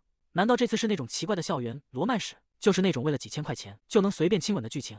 教室門被推開的聲音打斷了他的思緒。老師走上講台，示意大家安靜。好了，各位回座位坐好。今天有一位轉校生。教室裡頓時響起一陣竊竊私語。尹仙心中滿是疑惑，轉校生？這種時候怎麼會有轉校生？一個身影走進了教室，老師看向門口，向大家介紹，他叫千時溫，時溫，過來跟大家打個招呼吧。千時溫站在講台前，臉上帶着隨性的笑意。大家好，很高興見到你們。教室裡瞬間炸開了鍋，女生們發出一陣陣驚嘆，他長得也太帥了吧，簡直就是主角級別的長相。尹仙坐在座位上，整個人僵住了。怎麼會是剛才那個家伙？為什麼他偏偏進了我的班級？老師拍了拍手，示意大家安靜。好了，自我介紹就到這裡，現在來看看你的座位。千石溫看向老師，老師那個，我可以坐到那邊嗎？他抬起手，指向教室後排的一個位置。我個子挺高的，如果坐在前面會擋住大家的視線。老師點了點頭，確實如此。那你去坐到尹仙旁邊吧。賢侄，你跟他換一下位置。尹仙猛地抬起頭，滿臉不可置信。什麼？千石溫背着包徑直走向後排，他穿過一排排課桌，在眾人的注視下停在了尹仙身邊的空位旁。千石溫拉開椅子坐下，尹仙縮在座位上，整個人幾乎要崩潰了。我真的要瘋了，他該不會記得我的臉吧？嘿，千石溫側過頭，單手托着臉頰，嘴角帶着一絲玩味的笑意。偷窺狂少女。下課鈴聲響起，尹仙無力地趴在桌子上，只覺得精疲力竭。周圍很快變得嘈雜起來，大批女生圍攏到千石溫的座位旁，興奮地問東問西：“你多高啊？有1.8米以上吧？”千石溫單手托着臉，誰知道呢？我還在長個子。女生們圍在他身邊，發出陣陣驚嘆：“天哪，你快有1.9米了吧？這完全可以去當模特了。”千石溫眯起眼睛，笑得燦爛。我也這麼覺得。尹仙坐在一旁，心裡滿是無奈，他們怎麼能這麼興奮？這家伙分明就是那種人。在尹仙的記憶中浮現出他在另一個世界的身影，邊境伯爵家的浪蕩小兒子，那個總是衣襟半敞，搖晃着酒杯，靠着那副皮相到處招惹是非的男人。他就是那種走到哪裡都会帶來麻煩的類型。我絕對不能和他扯上關係。現在的孩子們真是太厚顏無恥了。我好不容易才過上平靜的生活，一只手卻突然伸了過來，指尖輕輕戳了戳他的手臂。同桌千石溫正側着身子看向他，你就沒有什麼想問我的嗎？沒，完全沒有。千石溫湊近了一些，壓低了聲音。難道我們第一次見面的時候不覺得挺令人難忘嗎？你真的不覺得好奇嗎？為什麼那個時間我會和一個女孩在一起？尹仙捂住他的嘴。尹仙擺了擺手，那是你的私生活，我一點也不好奇，所以別告訴我。他突然伸出手，一把抓住了尹仙的手腕。但是你知道嗎？千石溫湊近尹仙，為什麼你感覺這麼熟悉？這張臉，我是認真的，我絕對在什麼地方見過你。尹仙被這突如其來的靠近嚇了一跳，他離得太近了，這是我今天第一次見到你，你知道嗎？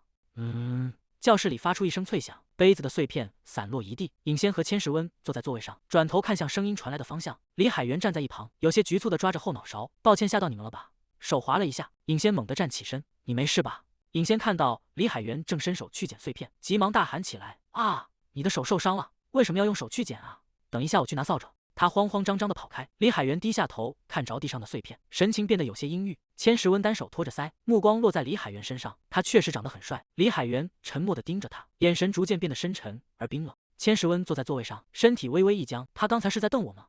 尹仙拿着掃帚跑了回來，遞給李海源，給用這個掃一下吧。李海源接過掃帚，神情恢復了溫和。謝謝你，尹仙。千石溫單手托着臉頰，注視着兩人的互动，若有所思地眯起眼睛。午飯時間，食堂裡排起了長隊。尹仙看着窗口裡的飯菜，興奮地握緊拳頭。太棒了，今天中午有泡菜湯。身邊的同學忍不住笑出聲，你真是個泡菜湯狂人啊。尹仙點點頭，沒錯，我今天也要吃2碗。一個身影突然從後方靠近，長臂一伸，直接攬住了他的肩膀。同桌千石溫正笑得燦爛，我也能和你們一起去吃飯嗎？尹仙的臉瞬間長得通紅。什麼？你在幹什麼？快放開我！尹仙驚叫着推開千石溫，剛才差一點他就又要下意識給他來個過肩摔了。千石溫被推開後，露出一副委屈巴巴的模樣。我只是没有一起吃飯的人，今天是第一天，我還沒有朋友。尹仙一臉狐疑地看着他，你在說什麼啊？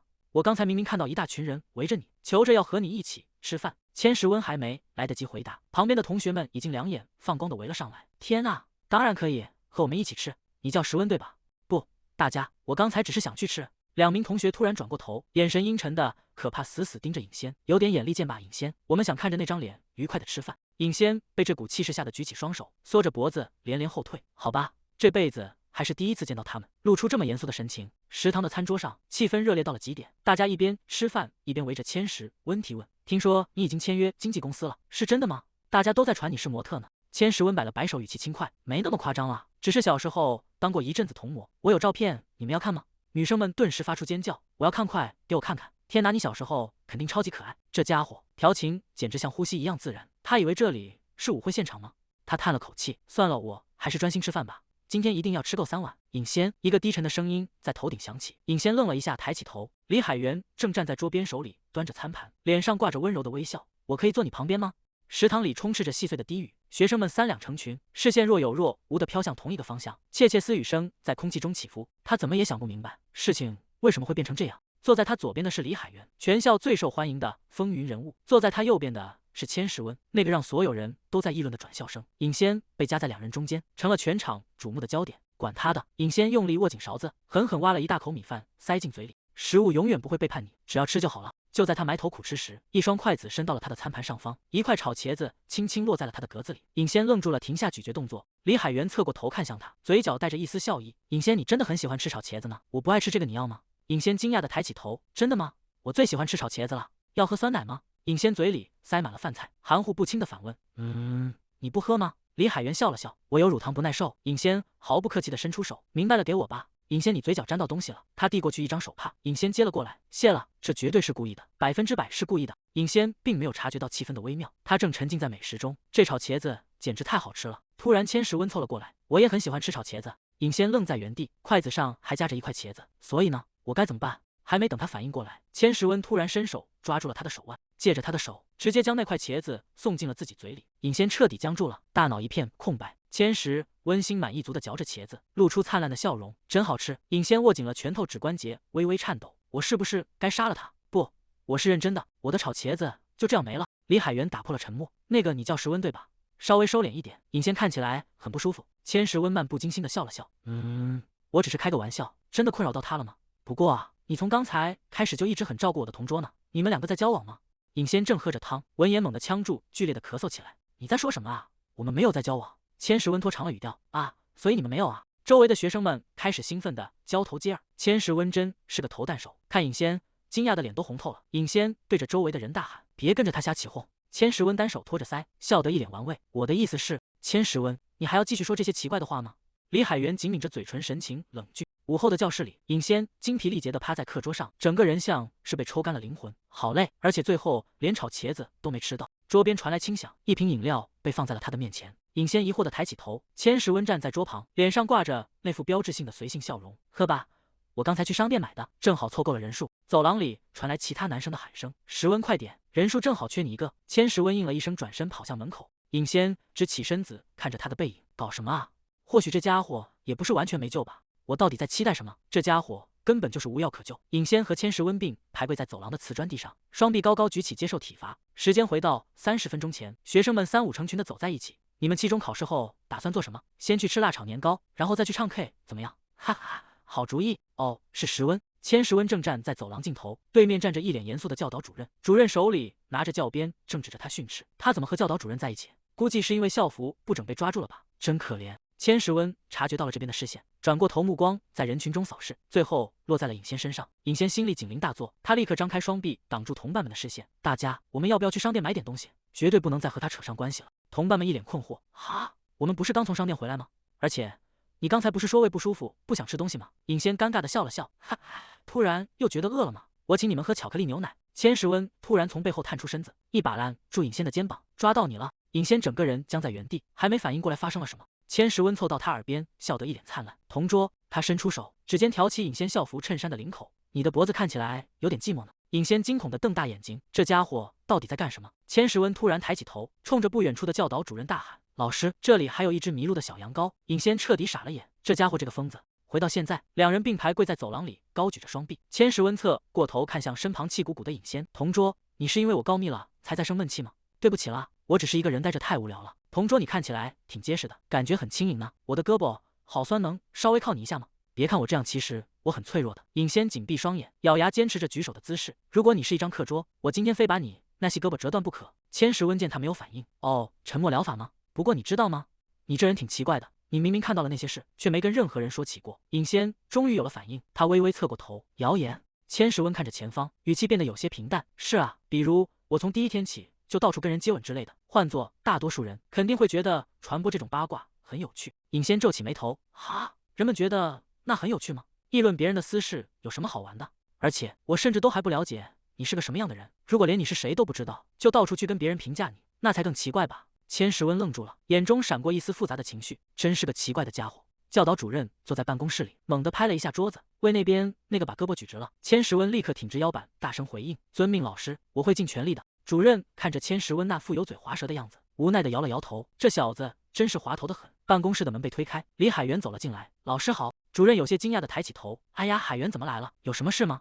李海源站在辦公桌前，神情有些局促。那個昨天我借了尹仙的領帶，到現在還沒還給他，所以我在想，能不能讓我替他接受懲罰？主任愣了一下，隨後笑了起來。嘿，你這孩子好端端的借什麼領帶啊？不過既然是你平时表現那麼好，我也没法責怪你。李海源对着主任微微躬身，非常抱歉老師，以後我会注意的。主任摆了摆手，行了，行了，你们都起来吧。老師，那我可以和尹仙一起回教室了吗？李海源走到尹仙面前，尹仙抬起头，看到李海源正向他伸出手，他的笑容溫和。走吧。真的吗？我們真的可以走了嗎？李海源笑着點頭。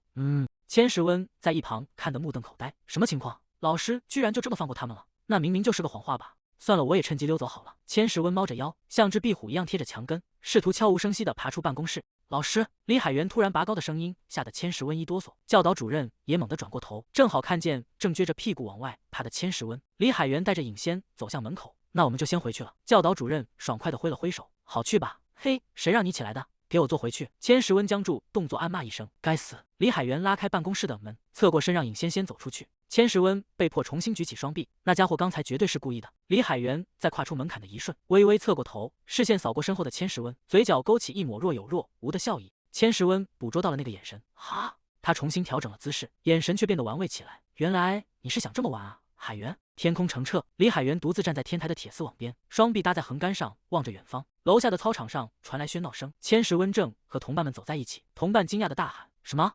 你的段位竟然是大師？你瘋了嗎？”哈哈！千石溫，你難道除了吃飯就是打遊戲嗎？千石溫隨性地走着，嘿，吃完飯我還會看書的，雖然睡前只玩1個小時遊戲。同伴笑得直不起腰，你在說什麼啊？認真的嗎？哈哈！千石溫語氣平淡，是真的啊。李海源站在高處向下俯瞰，他原本希望這次能有所不同。我不想讓你再哭一次，但這似乎是不可能的。李海源手指死死扣住鐵絲網，既然是你，我該如何保持冷靜？一聲刺耳的破碎聲劃破長空，花盆從高處墜落，在教學樓下的空地上摔得粉碎，泥土和紅色的碎片濺了一地。同伴們被嚇得不輕，驚叫着向後退去。該死，嚇死我了！這東西到底是怎麼掉下來的？同伴擔憂地看向千石溫，千石溫，你沒事吧？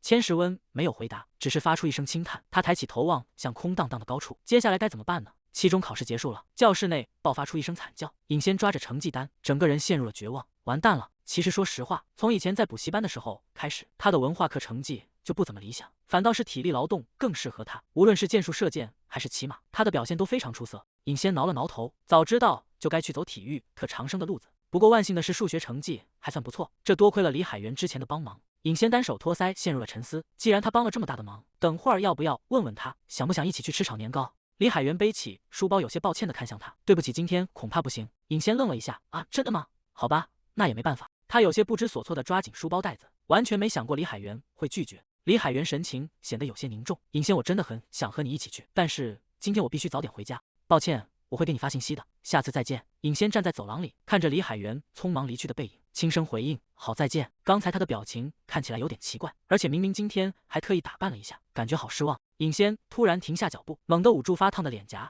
天吶，失望！我竟然因為海源拒絕了，我就感到失望嗎？他想起不久前自己還對他感到畏懼，難道這就是所謂的風水輪流轉？千石溫湊到尹仙身邊，語氣輕快地調侃：“這可怎麼辦呢？既然這樣，要不要和我一起玩？”尹仙頭也不回地往前走：“不，我要和鄭多朗還有敏珠去遊戲廳。”千石溫愣在原地，看着他冷淡的背影。哦，就這樣直接走掉了嗎？他在走廊裡大聲喊道：“同桌，等等我！你最後肯定還是会跟我一起玩的。”尹仙對着空氣吐了吐舌頭：“絕對不要！”然而沒過多久，遊戲廳內燈光閃爍，音樂聲震耳欲聾。千石溫高舉雙手歡呼：“耶！遊戲廳好久沒來了，真是太讓人激動了。”尹仙站在一旁一臉無奈，這家伙居然真的跟過來了。他轉過頭看向尹仙：“同桌。”他指了指旁邊的籃球機：“要不要和我來一局？”尹仙一臉嫌棄地看着他：“嘿，我為什麼要跟你玩？”千石溫湊近了一些，眼神裡帶着一絲狡黠：“哦，難道是害怕了？”噗！尹仙額頭上冒出青筋，看着千石溫那副半鬼臉挑釁的模樣，他深吸一口氣，邁步走向籃球機。行完就完。他停在機器前，轉過身指向千石溫：“但是如果我贏了，以後不許再叫我同桌。”千石溫俯下身，語氣輕快：“沒問題。那如果我贏了，你也得叫我同桌，記得要帶着愛心哦。”他拿起一顆籃球在手裡掂了掂：“既然我們之間存在體能差異，我是不是該讓你一隻手，或者先讓你20分？”尹仙漫不經心地投出一球，籃球帶着凌厲的風聲，精準地砸進籃筐，發出一聲清脆的撞擊聲。“你是用嘴打籃球的嗎？”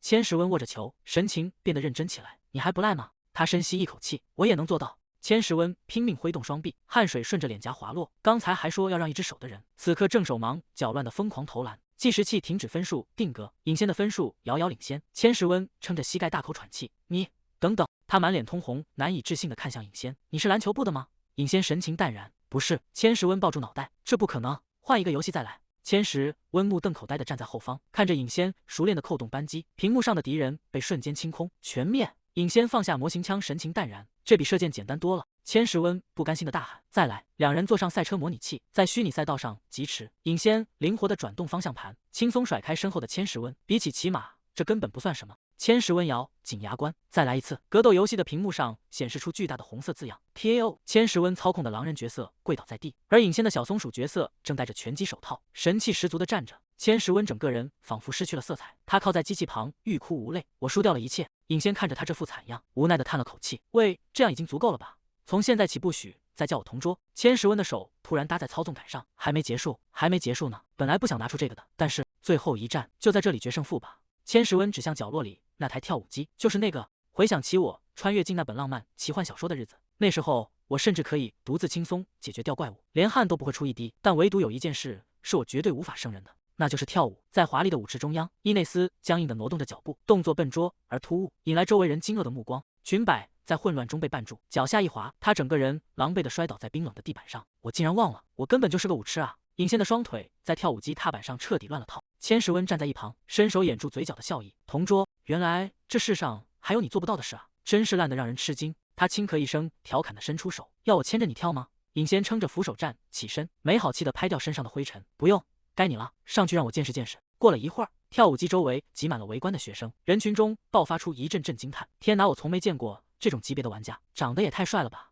千時溫已經脫掉了外套，只穿着一件黑色短袖。他在踏板上飛速移動，動作精準而有力。屏幕上不斷跳出完美的評價。他隨着節奏起舞，汗水順着臉頰滑落，每一個轉身和跳躍都引來人群的尖叫。尹仙站在人群中，不得不承認，這家伙確實很厲害。千時溫在節奏中轉過身，汗水浸透了他的短袖。他對着尹仙的方向眨了眨眼，露出一抹頑皮的笑。周圍的女生們頓時陷入瘋狂，尖叫聲此起彼伏。他在對我眨眼對吧？看這邊。尹仙有些無語地看着千時溫，這家伙真是一如既往的愛出風頭。千時溫從跳舞機上走下來，停在尹仙面前。怎麼樣，我跳得好嗎？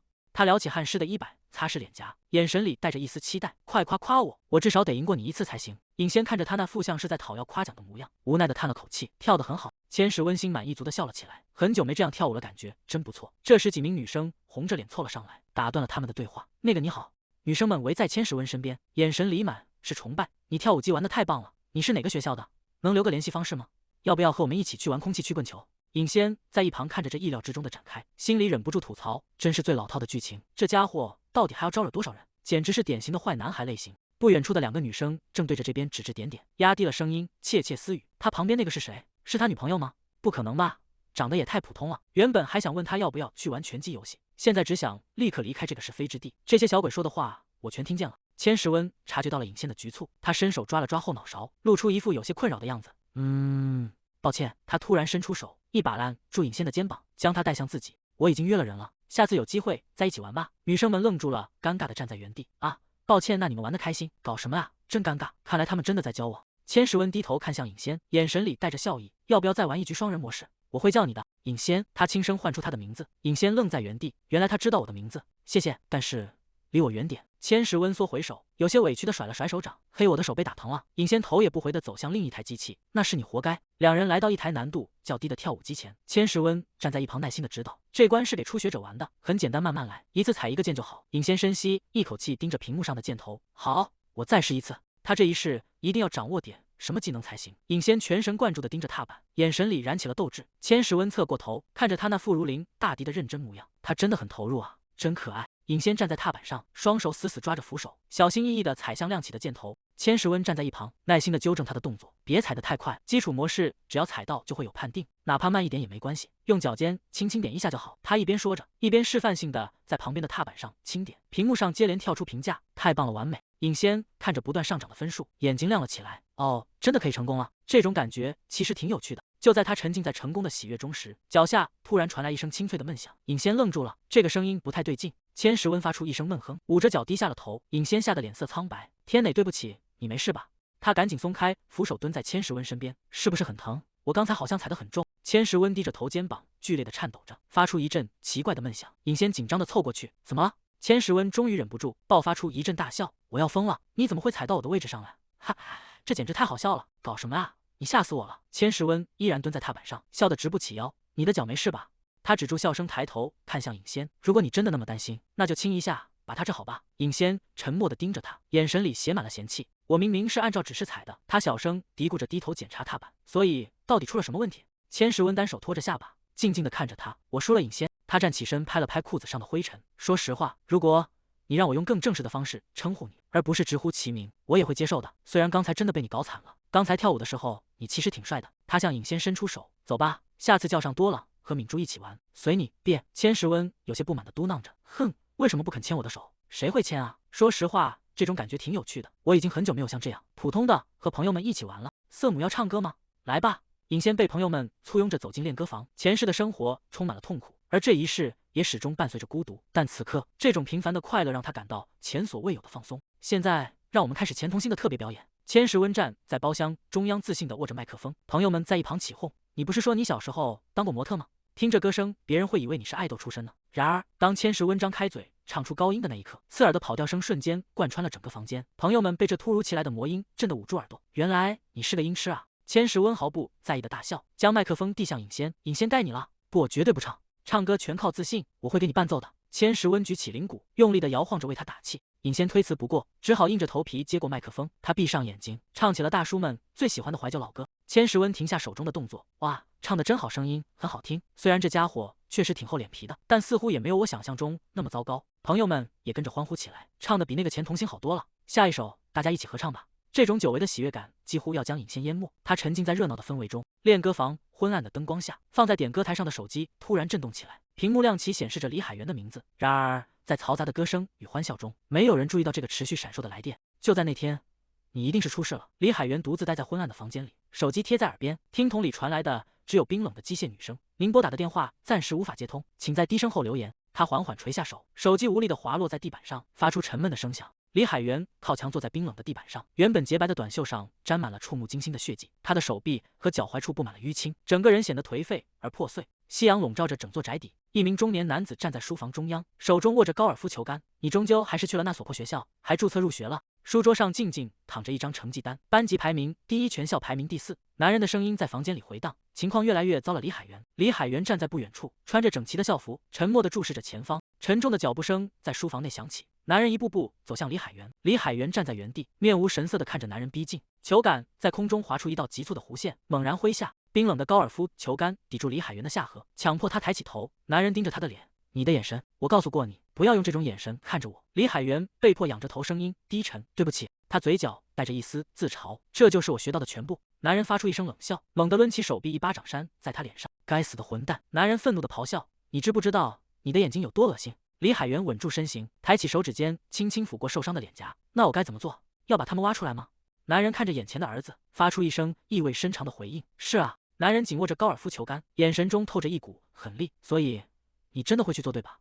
李海源獨自站在洗手間裡，雙手撐在洗手台邊緣。他抬起手，指尖輕輕抹過唇角的血跡，比我想象的還要嚴重，根本看不出來。他應該劃得更深一點。這一世我運氣不錯，走到這一步比以往任何時候都要容易。他伸手抓住衣襟，緩緩將汗衫向上褪去，衣服滑落在地。他赤腳站在冰冷的瓷磚上，淋浴噴頭噴灑出細密的水流。李海源站在水幕下，任由冷水沖刷着滿身的傷痕，雙臂、肩膀、胸膛到處都是觸目驚心的淤青。他抬起手抓亂濕透的髮絲，這些根本不算什麼。他微微垂下眼簾，任由水珠順着睫毛滑落。唯一讓我感到艱難的只有他。李海源走出浴室，隨手將毛巾搭在肩上擦拭頭髮。他坐到床邊，拿起手機，他修長的手指在屏幕上輕點，發送了2條信息：準備好我要的東西。教室內，學生們3兩成群的聚在一起聊天。尹仙坐在座位上，看着前排空蕩蕩的課桌，心裡泛起一絲異樣。真奇怪，海源以前遲到過嗎？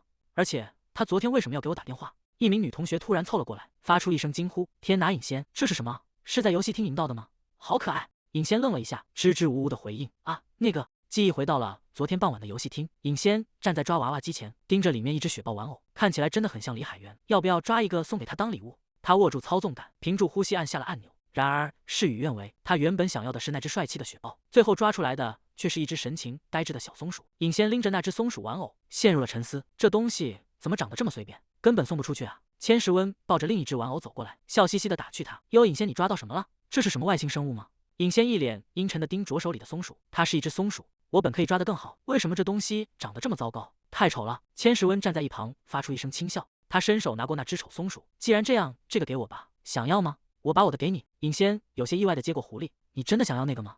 你的品味還真是獨特。千石溫把醜松鼠舉到眼前，挺可愛的，完全是我的風格，而且長得有點像我姐姐。他突然湊近尹仙，雙手托着臉頰，笑得一臉燦爛。但是你必須把我給你的那個掛在包上，每當你看到它，就要想起我。如果不去計較這家伙有多粘人，其實他人還挺不錯的。那是千石溫自己非要掛上去的。千石溫突然從他身後冒了出來，語氣輕快：“你也很喜歡他吧，尹仙？你出現的時候能不能弄出點動靜？嚇死我了！”千石溫一臉得意地拎起自己的書包，槍，我也把它掛上了。尹仙看着那只醜得有些滑稽的玩偶，一臉嫌棄：“你為什麼要帶着那種醜東西到處走？你是生病了嗎？”千石溫像只搖着尾巴的小狗：“因為這是你幫我抓到的呀。昨天真的超級開心，今天放學要不要再去玩？去玩桌遊怎麼樣？校運動會這周就要開始了，趁着忙起來之前，我們應該好好放鬆一下。”尹仙有些猶豫地托着腮，思考片刻后開口：“那我們要不要再叫上海源一起？”但李海源沒來上學。體育館內，尹仙換上了深藍色的運動服，獨自坐在看台的長椅上。老師說他得了重感冒，為什麼我這麼在意這件事？早知道昨天就該接他的電話，到現在還是聯繫不上他。就在這時，放在身邊的手機突然震動起來，發出嗡嗡的聲響。是他，那是他早上8點多發出的詢問：“你說你生病了還好嗎？”直到下午2點45分，屏幕上終於跳出了李海源的回信：“我現在沒事了，抱歉昨天沒接到電話，當時和大家在一起，周圍太吵了。”李海源很快回了消息：“大家是多情和敏珠嗎？”尹仙繼續回復：“千石溫也在，發生了一些事，下次你也一起來吧。”尹仙鬆了一口氣：“太好了，看來他好多了。”3分鐘過去了，5分鐘過去了，聊天界面始終停留在最後一條消息，對方沒有再回復。尹仙盯着屏幕，有些不知所措，已讀不回。難道我說錯什麼了嗎？他搖了搖頭：“不，應該不會。他可能吃完藥睡着了，別想太多。”放學後，尹仙背着書包走在回家的路上。今天早點回家吧，讓叔叔做點泡菜湯喝。他路過路邊的便利店，一個穿着黑色連帽衫的身影蜷縮在店門口的台階上。那人低着頭，雙手緊緊抱着膝蓋，整個人陷在陰影裡。尹仙停下腳步，難以置信地看着那個身影：“李海源，你怎麼會在這裡？該不會是一直在等我吧？從什麼時候開始等的？”李海源微微抬起頭，他的嘴角帶着一道明顯的傷痕。尹仙急得大喊：“你應該給我打電話呀！為什麼要這樣傻等？萬一我今天很晚才回家怎麼辦？”他蹲下身子想要查看他的情況，卻在看清他的臉時徹底愣住了。“喂，你的臉是怎麼回事？”李海源的劉海垂落在眼前，遮住了雙眼。他低聲呢喃：“尹仙，也和我一起玩吧。”尹仙站在密室逃脫咖啡館的招牌前：“真的嗎？你想試試這個嗎？”李海源戴着黑色口罩點了點頭：“好啊，聽起來很有趣。我以前從來沒玩過密室逃脫。”尹仙悄悄觀察着身邊的李海源，他身上肯定發生了什麼事。每次我問起他，總是避而不談。他收回目光，決定暫時不再追問，先順着他吧。“你想讓我陪你嗎？你想做什麼？”李海源低着頭，聲音聽起來有些沉悶：“就做些普通的事，像你和其他人做的那樣。你想和我一起去游戲廳嗎？”尹仙看着他，滿臉不可思議：“以你現在的狀態嗎？”他的臉明明都傷成那樣了。李海源不應該先去治療一下嗎？李海源緩緩抬起頭：“尹仙，我想和你一起玩，就在現在。”尹仙看着他那副可憐兮兮的神情，這種眼神誰能說不呢？店員熱情地迎了上來：“歡迎光臨，感謝2位的等待。”剛好空出了一個房間，店員指着身後的海報介紹：“這次的主題是恐怖風格，2位可以接受嗎？”牆上貼着一張血紅色的海報，上面寫着封閉病房，陰森的紅光映照着手術室的輪廓，恐怖指數極高。尹仙嚇得臉色發白，恐怖主題，偏偏是這種。李海源戴着口罩打量着那張海報，哇，这海報看起來真逼真。尹仙緊張地咽了咽口水，心裡一陣發虛。2人進入了密室，廣播裡傳出低沉的聲音：“你們被分配到了一個建於1968年的封閉病房。”尹仙環顧四周，驚訝地張大了嘴巴：“哇！”李海源已經換上了主題服裝，雖然覺得這地方很敬業，但他們對這個概念也太投入了。不過，為什麼這套衣服穿在他身上會這麼合適？幫助被束縛的病人逃脫，並揭開封閉病房的秘密。李海源動了動肩膀：“尹仙，這感覺有點奇怪。”尹仙湊近觀察他身上的扣帶，看來只要解開這些束縛，真正的遊戲就開始了。他伸手摸向那條厚重的白色皮帶，指尖觸碰到冰冷的金屬，扣陷入了沉思。“我们要直接把它弄斷嗎？”李海源嚇了一跳：“尹仙，我覺得那不是個好主意。剛才幫我捆上的店員說房間裡藏着鑰匙，你能試着找找看嗎？”“好吧。”但他站在原地沒有動彈，身體微微顫抖。“我一個人根本不敢亂動啊。”房間裡彌漫着詭異的紅光，四周仿佛有黑色的陰影在蠕動。沒錯，那些充滿刺客的政治權力鬥爭，甚至是面目猙獰的恐怖怪物，都從未讓他感到害怕。但現在，李海源有些擔心地看着他：“尹仙，你一個人真的沒問題嗎？你不害怕嗎？”尹仙強撐着挺直脊背：“沒關係，我很好。線索到底在哪？既然是第一關，應該很容易找到才對。”他伸手翻動推車上的金屬罐，指尖突然觸碰到一個軟綿綿的東西，尖叫聲瞬間貫穿了整個走廊。尹仙嚇得癱坐在地，臉色慘白。李海源快步跑了過來：“尹仙，你沒事吧？”尹仙驚魂未定，指着推車下方大喊：“那裡有東西，軟綿綿的。”李海源蹲下身子查看：“沒事的，別擔心，這只是個道具，地板上躺着一個模擬血袋。尹仙尷尬地抓了抓頭髮，你說的對，是我太緊張了。他突然愣住了，盯着眼前的李海源。等等，你是怎么出來的？李海源已經脫掉了那件複雜的束縛衣，身上只穿着一件白色的長袖內搭。他露出一個輕鬆的微笑。啊，我聽到你尖叫，稍微用力拉了一下，他就自己鬆開了。看來那個機關沒有想象中那麼牢固。尹仙一臉難以置信，真的嗎？太奇怪了，我剛才檢查的時候明明還很結實。他看着周圍陰森的環境，忍不住打了個冷戰。哈，現在不是糾結這個的時候，這裡比我想象中要真實的多，也恐怖的多。李海源看着尹仙局促不安的樣子，尹仙，要我牽着你的手嗎？就像我發抖的時候你牽着我那樣。李海源露出一個溫柔的微笑，眼神清澈地注視着他。尹仙愣住了，心跳漏了一拍，但隨即他立刻換上一副倔強的表情。不，他擺了擺手，還是算了吧，其實也沒那麼可怕。雖然自尊心受挫，但他還是努力維持着最後的體面。過了一會兒，凄厲的尖叫聲再次響徹密室。哇呀呀呀！尹仙像只受驚的蟬一樣，整個人死死地掛在李海源的胳膊上。那個東西剛才動了，他真的動了。尹仙死死拽住李海源的後背衣料。李海源，你怎麼突然停下了？他緊張地環顧四周，聲音帶着顫抖。你覺得會有什麼東西跳出來嗎？現在是那種時機嗎？李海源沉默地站着，目光落在前方陰暗的角落，臉上泛起一絲不自然的紅暈。不，那裡什麼都沒有。尹仙，我們去檢查一下那邊的推車吧，感覺那裡可能會有線索。李海源彎下腰，在推車裡翻找。這個推車看起來很像剛才書架上提到的那個提示，對吧？尹仙緊緊貼在他的手臂後方。是我想是的。該死，這到底什麼時候才能結束？就在這時，一個慘白的人頭模型突然從天花板倒掛下來，正對着尹仙的臉。尹仙的表情瞬間凝固，嘴巴張得大大的，發不出一點聲音。緊接着，一聲凄厲的尖叫劃破了密室。呀呀呀呀呀呀！李海源猛地轉過身，尹仙被嚇得魂飛魄散。李海源，他腳下一滑，整個人向後倒去。李海源下意識伸手去接，卻被這股衝力帶倒，重重地摔在身後的病床上。尹仙整個人趴在李海源身上，臉埋在他的胸口。房間裡陷入了死一般的寂靜。尹仙猛地抬起頭，意識到發生了什麼，臉瞬間長得通紅。他慌亂地爬起來，連連後退。對不起，我真的不是故意的，我們要不乾脆放棄吧。恐怖聲音再次傳來，尹仙隨即發出一聲更淒厲的尖叫。他緊緊貼在李海源懷裡，臉頰埋在他的胸口。李海源低頭看着懷裡的女孩，眼神有些失神。他緩緩抬起手，輕輕附在尹仙的後腦勺上。尹仙，如果你害怕的話，我會幫你擋住的。他寬大的手掌按住他的頭，將他更深地按向自己的肩膀。嘿，其實我也很害怕。尹仙愣住了，耳畔傳來如鼓點般劇烈的心跳聲。李海源的心跳聲大得驚人，難道他一直都在強撐着嗎？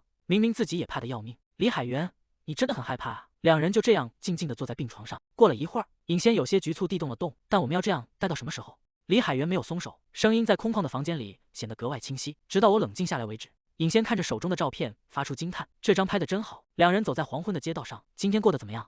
你說這是你第一次玩密室逃脫，覺得有趣嗎？李海源轉過頭看向他，真的很有意思，也很神奇。謝謝你今天陪我出來。尹仙有些不好意思地避開視線。沒關係，我也很久沒玩得這麼開心了。剛才真的很緊張。他看起來完全沒有異樣，表現得非常自然。難道只有我一個人在意嗎？尹仙想起剛才在密室裡的瞬間，那是他第一次在現實生活中離一個男生這麼近，近到能感受到對方的體溫。他看着李海源的側臉，心中泛起一絲迷茫。有時候我真的看不透他在想什麼，他總是這樣毫無預兆的突然拉近彼此的距離，然後擺出那張完全不做作的表情。尹仙跟在後面，發出一聲沉悶的嘆息。他突然停下腳步，叫住了對方：李海源，你在這裡等我一下。尹仙丟下這句話，轉身跑向遠處的街道。李海源愣在原地。你要去哪？尹仙。夜色漸深，公園的長椅邊亮起了路燈。尹仙拿着棉籤，小心翼翼地靠近李海源的臉頰，輕輕塗抹着。李海源吃痛地縮了一下。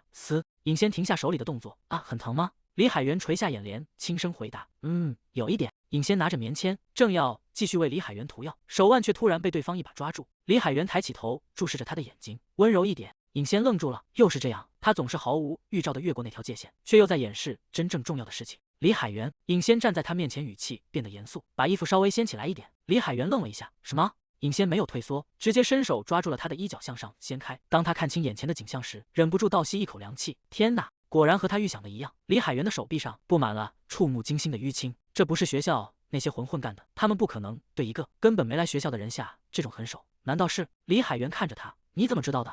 尹仙彎下腰繼續處理傷口。我怎麼可能不知道？他拿起藥噴霧，對着李海源淤青的手臂按下噴頭。你都傷成這樣了，為什麼剛才什麼都不說？我覺得告訴你也沒什麼用，這不是我能馬上解決的事情，只會讓你白白擔心。尹仙抬起頭，你知道你其實一直在築牆對吧？起初我並沒意識到這一點。你對每個人都很友善，也有很多朋友，大家可能都覺得你是一個會笑着接受一切的人，但是你其實是那種很難讓人真正接近的人。不要再這樣隱藏自己了，也不要試圖一個人扛下所有的事情。那個也許是我越界了，但是我很擔心你，看到你受傷我已經很擔心了，但當你試圖隱瞞這一切的時候，會讓我覺得更加難受。他鼓起勇氣，重新看向李海源，你可以試着依靠我一點的。李海源愣住了，他看着尹仙，眼中閃過一絲錯愕。李海源低下頭，額前的碎髮遮住了眼睛。過了一會兒，他伸手抓亂了自己的頭髮，臉上露出一抹無奈又自嘲的笑意。原來你是不一樣的，但是你知道嗎？有時候和你待在一起，感覺就像站在一扇門旁邊，你整個人就像一座堅固的大門，可為什麼每次還是會被人推來推去？這大概是技術問題。尹仙愣了一下，隨即有些不服氣地閉上眼，清了清嗓子。我會讓你看看我之前說要教你的那些技巧，甚至可以給你演示一遍。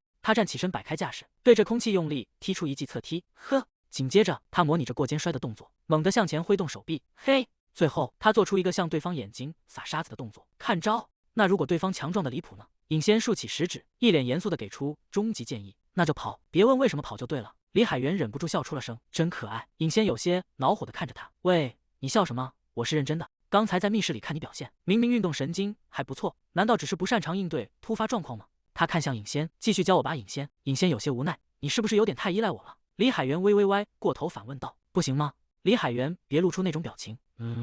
什麼表情？就是那種讓人想對你提出的所有要求都說好的表情。嘿嘿，真的什麼都答應嗎？兩人并肩坐在長椅上，在靜謐的夜色中繼續聊着天。回到家後，尹仙洗完澡，頭上裹着毛巾，手機屏幕亮了起來，是李海源發來的消息。尹仙安全到家了嗎？尹仙放下叉子，拿起手機回復，你在幹嘛？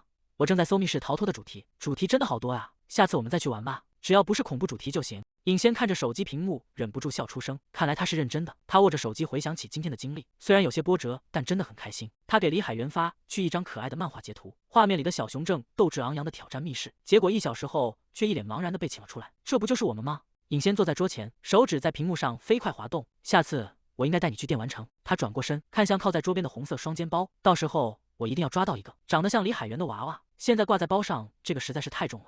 他的目光落在書包側面，突然愣住了。哎，我的掛件呢？去哪了？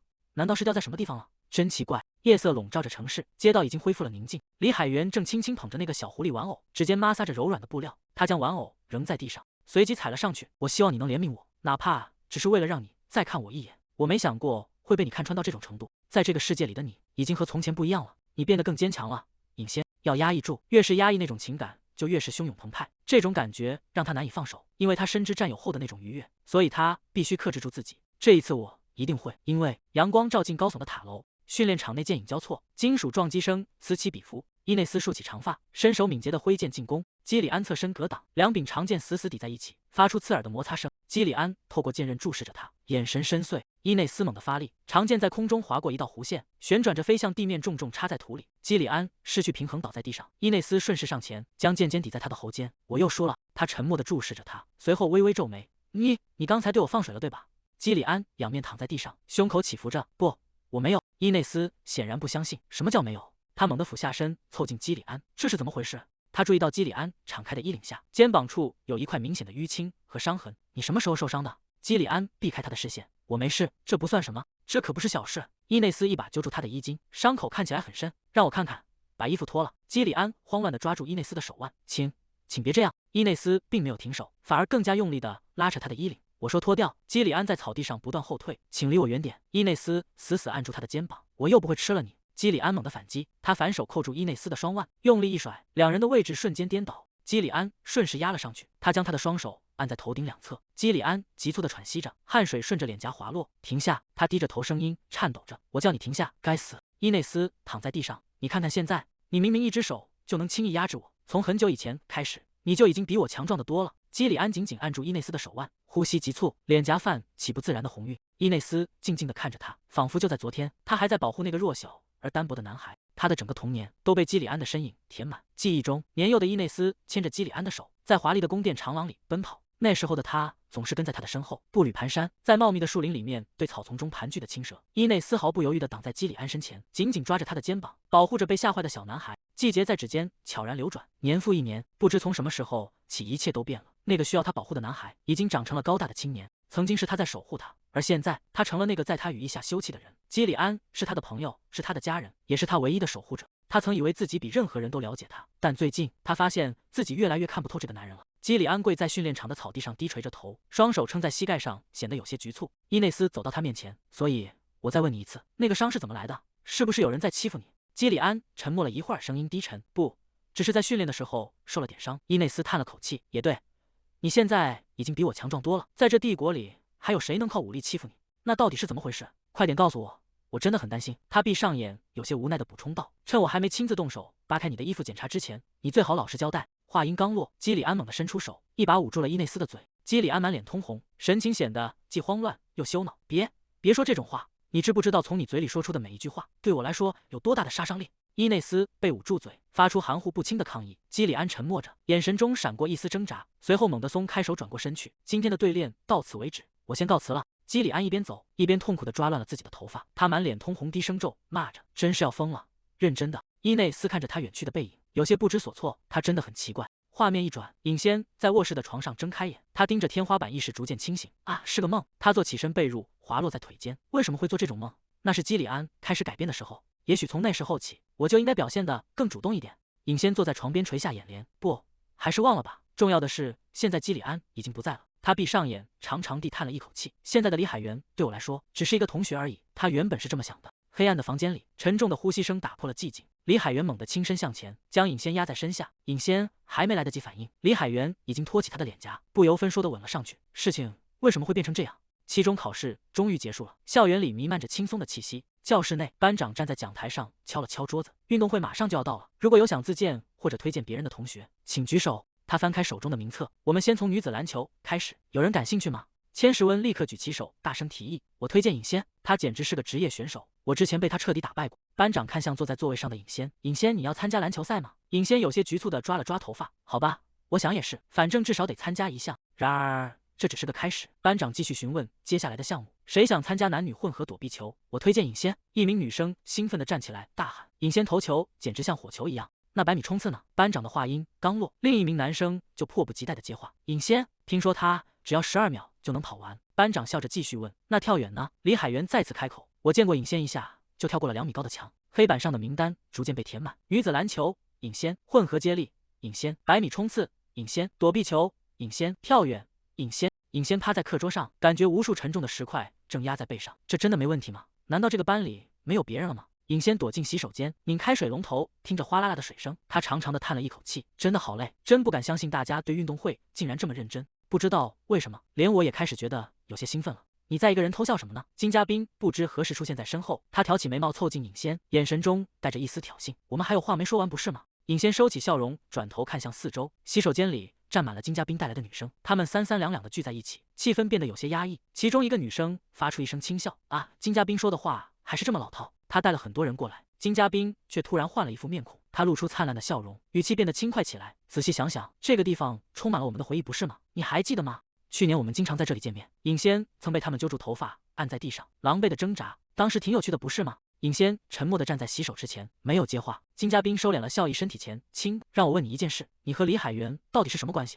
尹仙平靜地回答：“我們是同學。”哈，同學。金嘉賓像是聽到了什麼笑話，發出一聲嗤笑：“你真的覺得你和他是一個層次的人嗎？像你這樣的失敗者，憑什麼認為自己能和他平起平坐？無論是長相、成績還是家世，他都和你完全不同。”尹仙有些困惑地看着他，為什麼突然對李海源評價這麼高？他以前不是也經常欺負李海源嗎？啪！清脆的耳光聲在洗手間內回盪。金嘉賓突然揮手，重重地扇在尹仙臉上。尹仙被打得側過頭去，捂住火辣辣的臉頰，眼神中充滿了驚愕。金嘉賓發出一聲輕蔑的嗤笑，他果然被嚇壞了。我就知道尹仙還是以前那個樣子，以前他在這裡也被打得很慘，真是的，要不要乾脆把他們全抓起來打一頓？尹仙深吸一口氣，強迫自己冷靜下來。不，復仇雖然輕而易舉，但我是一個文明的現代人，不能降低到和他們一樣的水準。我會用不同的方式處理這件事。尹仙邁開步子，慢慢走向金嘉賓。嘉賓，你覺得你們班是什麼水平？金嘉賓愣住了。什麼？我真羨慕你，你在學校這麼受歡迎，一定覺得自己站在所有人的頭頂上吧？說到等級，你覺得自己是1等公民嗎？而我是8等公民。他湊到金嘉賓耳邊，語氣變得玩味。但你知道嗎？這種校園裡的優越感只能維持1年。現實中有些東西是書本上沒有的，法律系統還有規章制度。你覺得一旦踏入社會，在沒有任何技能和背景的情況下，僅僅靠着欺負比你弱小的人，你還能繼續這樣橫行霸道嗎？尹仙退後一步，雙臂交疊在胸前，趁現在還能享受就多享受一會兒吧。如果你就這樣畢業，你的人生就徹底完蛋了。金嘉賓氣得渾身發抖。你在胡說八道什麼？你這個瘋女人啊！對了，尹仙像是突然想起了什麼，還有媒體。你不是在經營 YouTube 頻道嗎？聽說訂閱人數還不少，我見過不少博主，一旦爆出校園暴力的醜聞，就會乖乖關掉頻道，消失不見。你說呢？他再次靠近金嘉賓，輕輕拍了拍對方的肩膀，小心點。他鬆開手，頭也不回地走向洗手間大門。金嘉賓站在原地，雙手緊緊攥成拳頭，指關節因為用力而微微顫抖。他咬緊牙關，從齒縫間擠出一聲咒罵：“該死！”尹仙站在球場中央，單手托起排球，指尖感受着球身的紋路。他眼神一領，身體猛然發力，排球脱手而出，帶着破空聲呼啸而去。球速快得驚人，在空中劃出一道熾熱的軌跡，仿佛一顆燃燒的流星，瞬間貫穿了整個賽場，將前方的阻礙全部撕碎。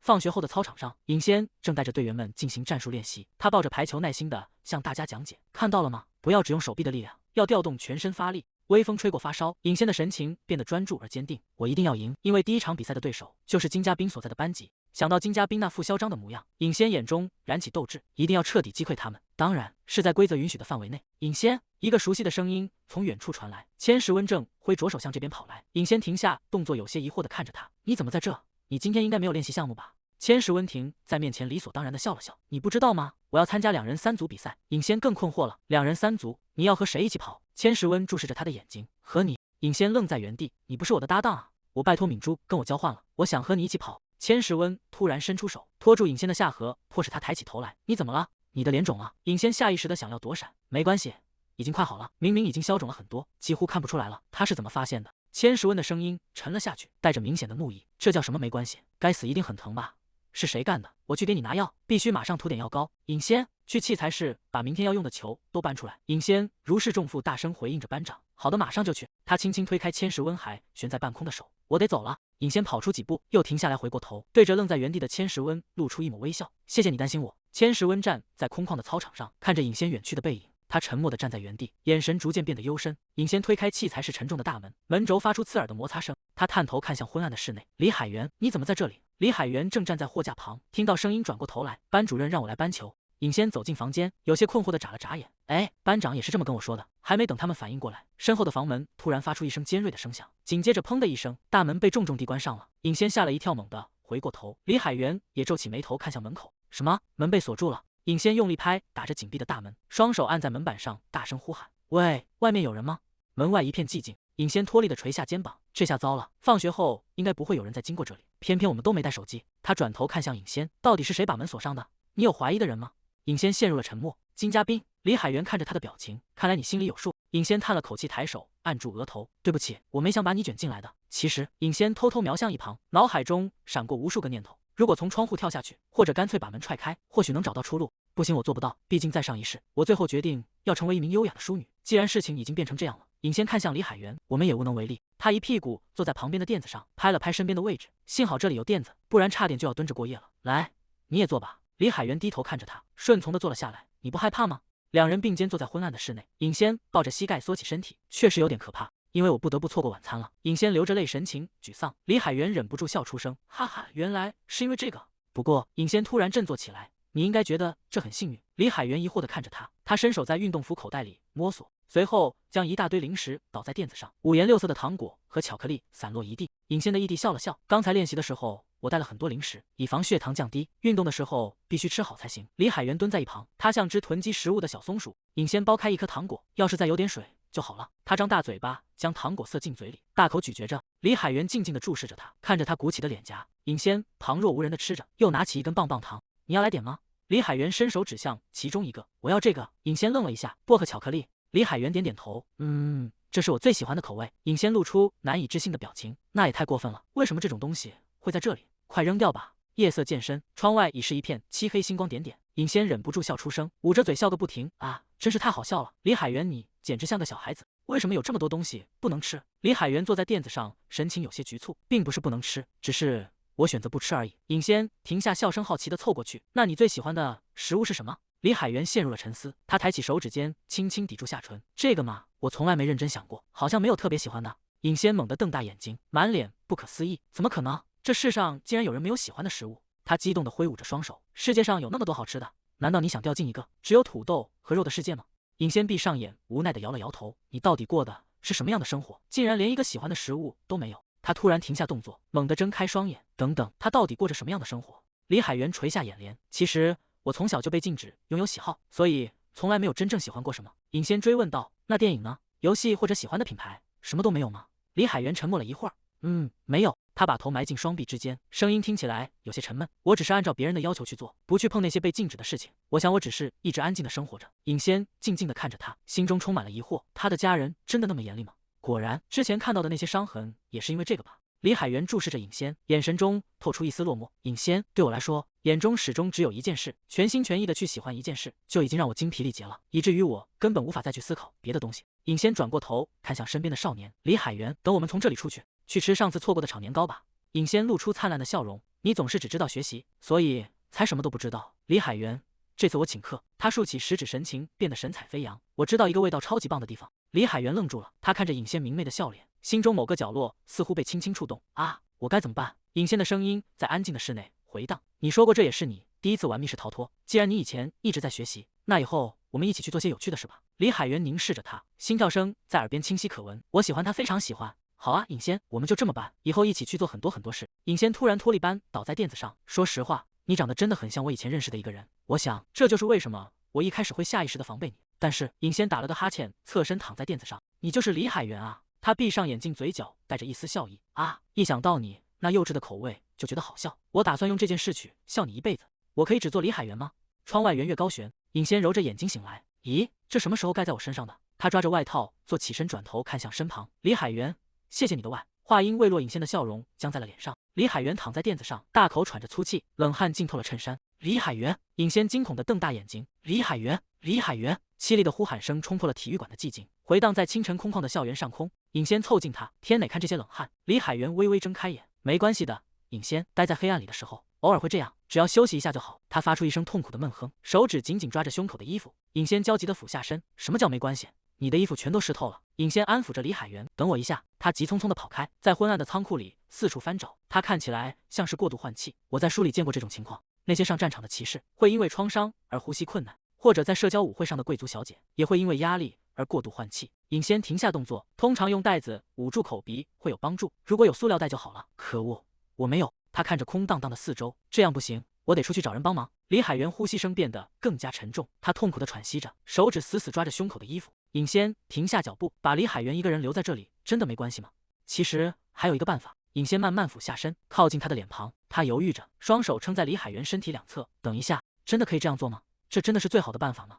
這種情節不是只會在漫畫裡出現嗎？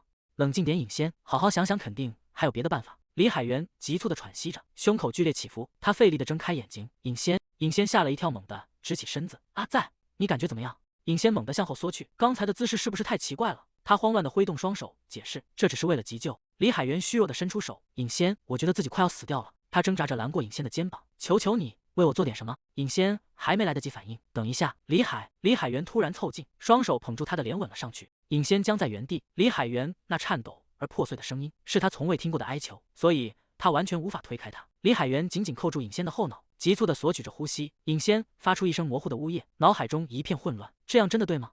與其說是在給他輸送空氣，不如說身體一直在被他推向後方。李海源將他壓在身下，動作帶着一種近乎絕望的強硬。李海源終於慢慢鬆開了手，指尖從他的臉頰滑落，他微微拉開距離。李海源的手指輕輕撫過尹仙的嘴唇，他看着身下的女孩，眼神中透着一絲懊悔。該死，做得太過火了，我該怎麼辦？我總是控制不好自己。李海源的身體搖晃了一下，隨後重重地倒在尹仙身上，他的頭埋在他的頸窩，雙手無力地垂在身體兩側。尹仙驚恐地睜大眼睛，身體僵硬地貼着床墊。李海源，他試探着伸出手，輕輕搭在他的肩膀上。李海源沒有任何回應，只是靜靜地伏在他身上，呼吸逐漸變得平穩而深沉。喧鬧的聚會廳裡，桌上散亂着飲料罐和雜物，學生們聚在一起，大聲說笑，氣氛熱烈而嘈雜。千時溫獨自靠在長椅上，雙臂隨意地搭在椅背，他仰着頭，眼神空洞地望着天花板。這讓我很心煩。千時溫站起身，隨手拿起背包掛在肩上，真無聊，我要回家了，你們今天自己玩吧。千時溫，等等！一名女生伸手抓住了他的手臂，他坐在沙發上，仰起頭，神情有些不滿。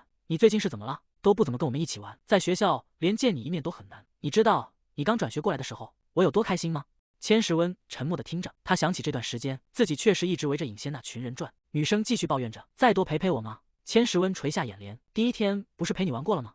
那天還被同學撞見了。女生愣住了，難以置信地瞪大眼睛，什麼？你管那叫陪我玩？千时溫沒有回答，只是輕輕撥開了他的手。算了，忘了吧。女生獨自坐在沙發上，氣憤地交叉雙臂。我就知道你們這些人就像紙片一樣輕薄，我到底在期待什麼？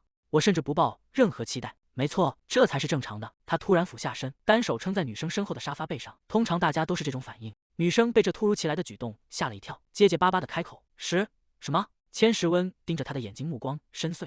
你其實挺特別的，你明明看到了那一幕，卻完全沒有到處亂轉、傳聞、議論別人有什麼好玩的？而且我還不了解你是個什麼樣的人，在不了解的情況下就到處評價別人，那才是最奇怪的事吧？千時溫俯下身看着眼前的女生，我是不是該再多逗逗你，好讓你徹底迷上我？女生慌亂地縮緊身體，你在胡說什麼？在那之後，千時溫直起身子，眼神變得有些落寞。他會對我失望的，做這些根本沒用，你知道嗎？女生紅着臉，有些賭氣地移開視線。做這種事確實沒用，我才不會再迷上你。千時溫背起包，轉身走向門口。我走了。女生猛地站起來，對着他的背影大喊：“嘿，你這個混蛋！你甚至還記得我的名字嗎？”千時溫停下腳步，微微側過頭。我記得，尹仙。